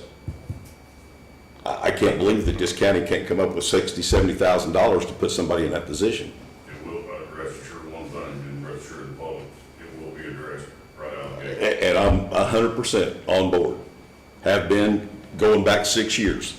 We've dealt with this problem. This board tried to deal with the problem. Yep. So then when we try to deal with the problem the best that we know how with what we have available, we get chastised for it. And that's not right either. So anyway, enough of that. What I have on the table today was we were requested, first of all, I want to thank all the departments, Chris, Sheriff Department, Highway Department. We stepped up to the plate, got 34 more people to our healthy results that got our insurance locked in for 2 years. So thank all of you. You did an outstanding job. I think there was a couple from the courthouse that showed up as well. So appreciate the health, or the highway being able to put that on. We've also, in that note, next Tuesday, they're coming to the highway department to do early enrollment. Instead of coming here to the courthouse, that way these guys can get signed up and get out on their job site. Any outside department that wants to take advantage of that, they'll be there at 7 o'clock until everybody's signed up. Or you can come to the courthouse later on that day and again on Thursday, I think it is, Tuesdays and Thursdays. I thought it was Thursday and Friday, tomorrow and Friday. Okay, but they're coming Tuesday to the highway department next week. Yeah, they'll be at the highway next Tuesday. Okay. So anyway, with all that being said, we reached our numbers and our healthy results, and they sent us the health agreement for us to sign here today. And in that agreement, and I had the attorney look at it, it states, as I read, 1 year. And I told Ron Remax this morning that I would not sign it. He said he was going to get right on it. He has sent me an email stating the fact that we reached the 24-month rate lock. So there's a healthy results contract that I've got here in an email, as well as our new health insurance agreement that's locked in for 24 months. All it needs to be done is print out so it can be signed. Are you gonna print it out? I will print it out or forward it to somebody that can print it out here. I can't print it out from my phone anywhere here in the courthouse. I'm not tied to any printers. This is my office. Forward it to Nicole or Lisa and they can print it out. And so what I was going to do is ask for a motion to approve signature for the health insurance by this board based on this 2-year agreement that's going to be printed out here in just a little bit. We can have the attorney I'll make that double check it. I'll make that motion upon Attorney Kerr's viewing of the document. And I have everything here from Ron on my phone if anybody wants to look at it. So I've got a motion by Joel to approve the healthy results contract as well as IU Health, which is a 2-year lock, 24 months. Do I hear a second? Second. Seconded by Bob. All in favor? Aye. Last thing I have, ARPA funds. Federal government tells us we have to have all ARPA funds committed by the end of this year. They've got to either be invoiced, proposed, locked in December 31st. If we do not spend that money or commit that money, it goes back. We don't want that. I have worked diligently with Sheila, the best that we can for being home, and I appreciate everything she's done. Absolutely. She's come up with $32,000 and some change in ARPA funds that are left. I've got with Chris, checked with him. He had a $35,000 proposal for power load system. He's didn't spend all that. He's got about $5,000, just give or take a buck or two. So that puts it at $37,000.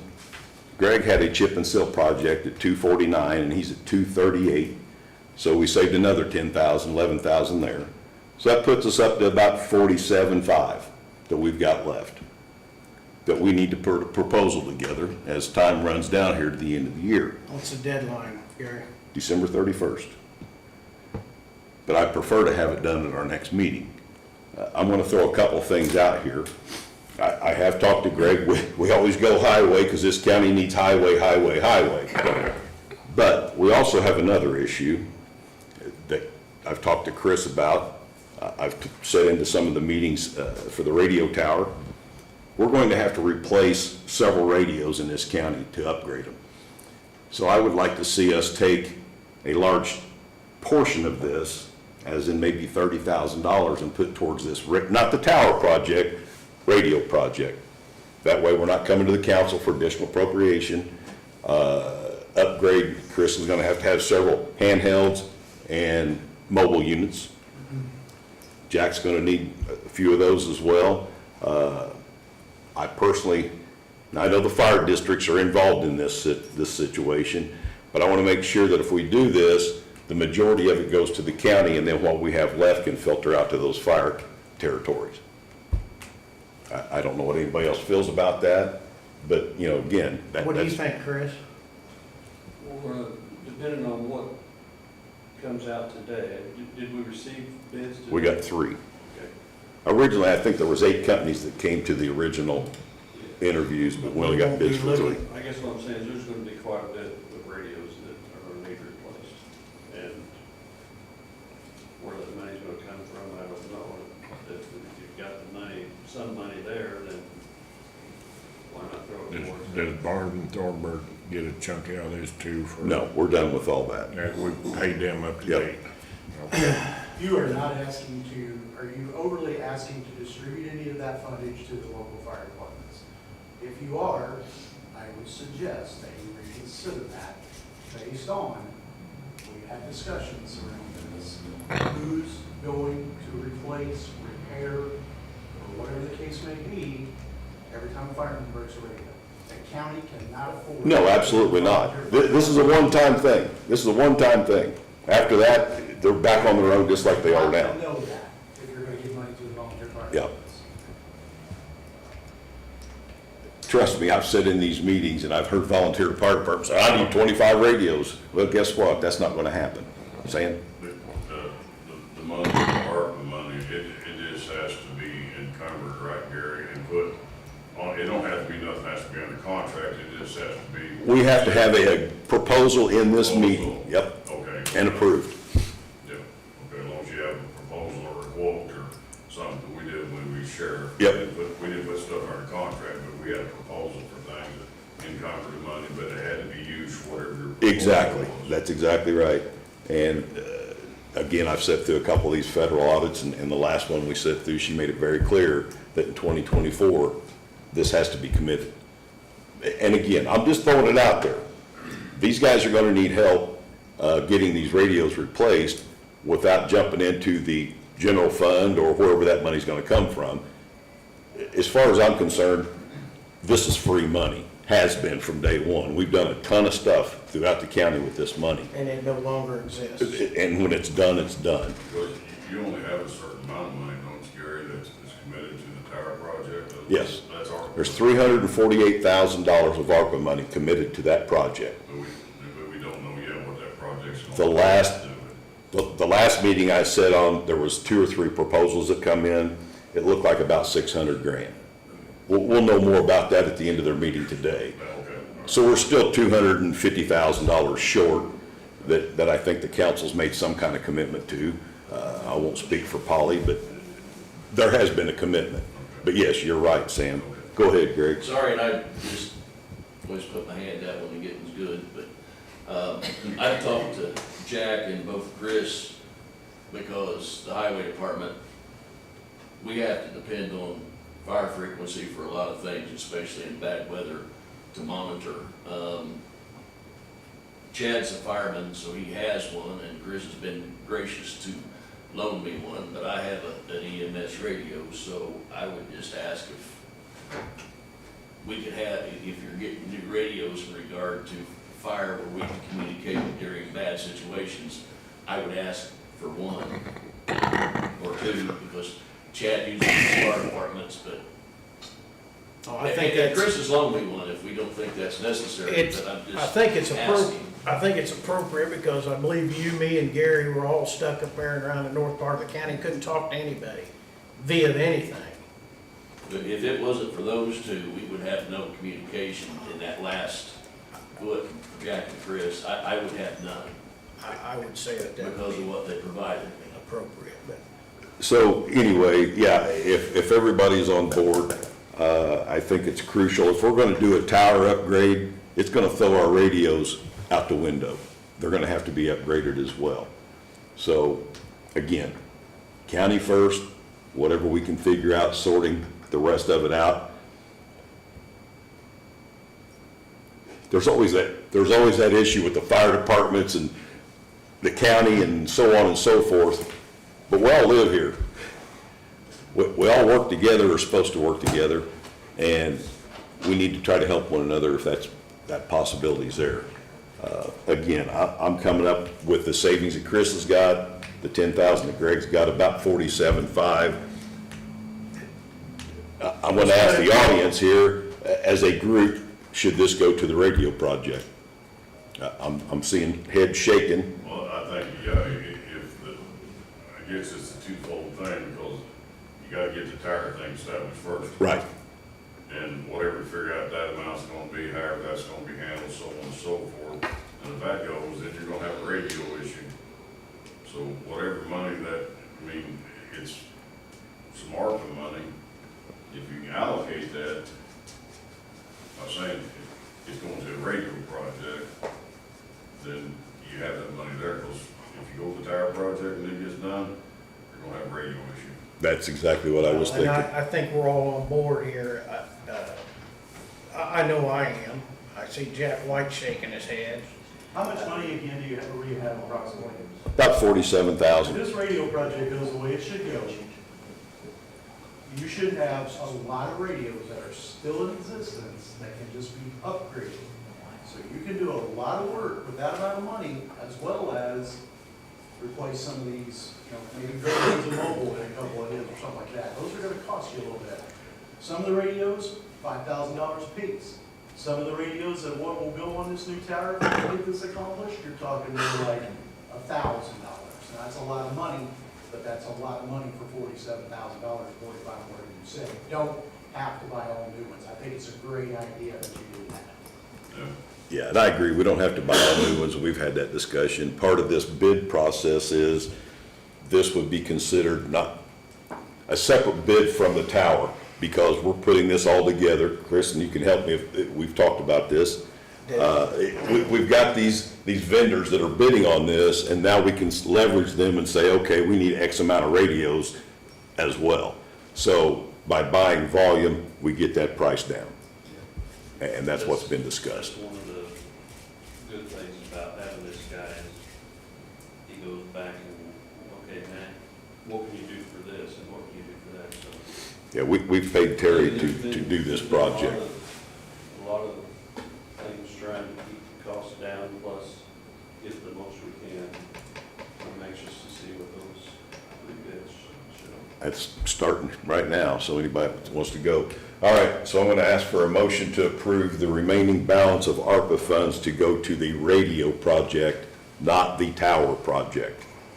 I will make a motion to apply the remaining ARPA funds to the radio project, not the tower project. Got a motion by Joel. Do I hear a second? Second. Second by Bob. All in favor? Aye. And I would expect that the highway to fall in line with whatever needs to be done to help them out on their end as well. All right. Motion to adjourn. Where's that meeting at here? It's down at station, Station 4? yeah. Yeah, I think they're serving lunch or snacks or something too, Sam. I said they're serving lunch or snacks or, yeah. Bologna sandwiches. I had a motion to adjourn. But I had a second. All right. All in favor? Aye. Thank you all. Did we sign everything, Gary? No, we got out of cycles here to sign. Yeah, that's a bunch of stuff to sign. Did you, hey, were you gonna sign that? I'm gonna forward it to Nicole and then, yeah, I'll sign it. Because we all agreed. Right. I didn't know if we could do that out of meeting. Yeah, we agree. It's a copy from the extension. Yeah, okay, I understand that. Yes, sir. I don't. I'm in the front of you. Yes, sir. I don't understand. Last 2 Fridays, okay. Now, when we go off on the first Friday. Hey, Polly. Polly. Friday they went off. Want a copy? Yes. Well, I don't have a copy. What's your husband's phone number? Rob's is 812-2915. 915. Jim Tower Road up in that area. Yeah. Do you want that, I've got that, the president of the gun club, I've got his email, do you want? Oh, the Sycamore? Yeah, Friday. because you've got the foundation, and then you've got, which I think owns the land, and then you've got the gun club, so. See if I hear one. But yeah. What if? So Rob's with the foundation, and then the gun club is Like I separate. said, I didn't know who to get a hold of, didn't want to do anything. I just took it for my board and stuff. Right. Everybody that we changed over, if you want to read it here. well, I got it. I got it. And I noticed on this letter from safety, because this either. Biggest thing is. I just think that it needs to be really, really done right, and, I think, it, you know, I feel it's a bit more than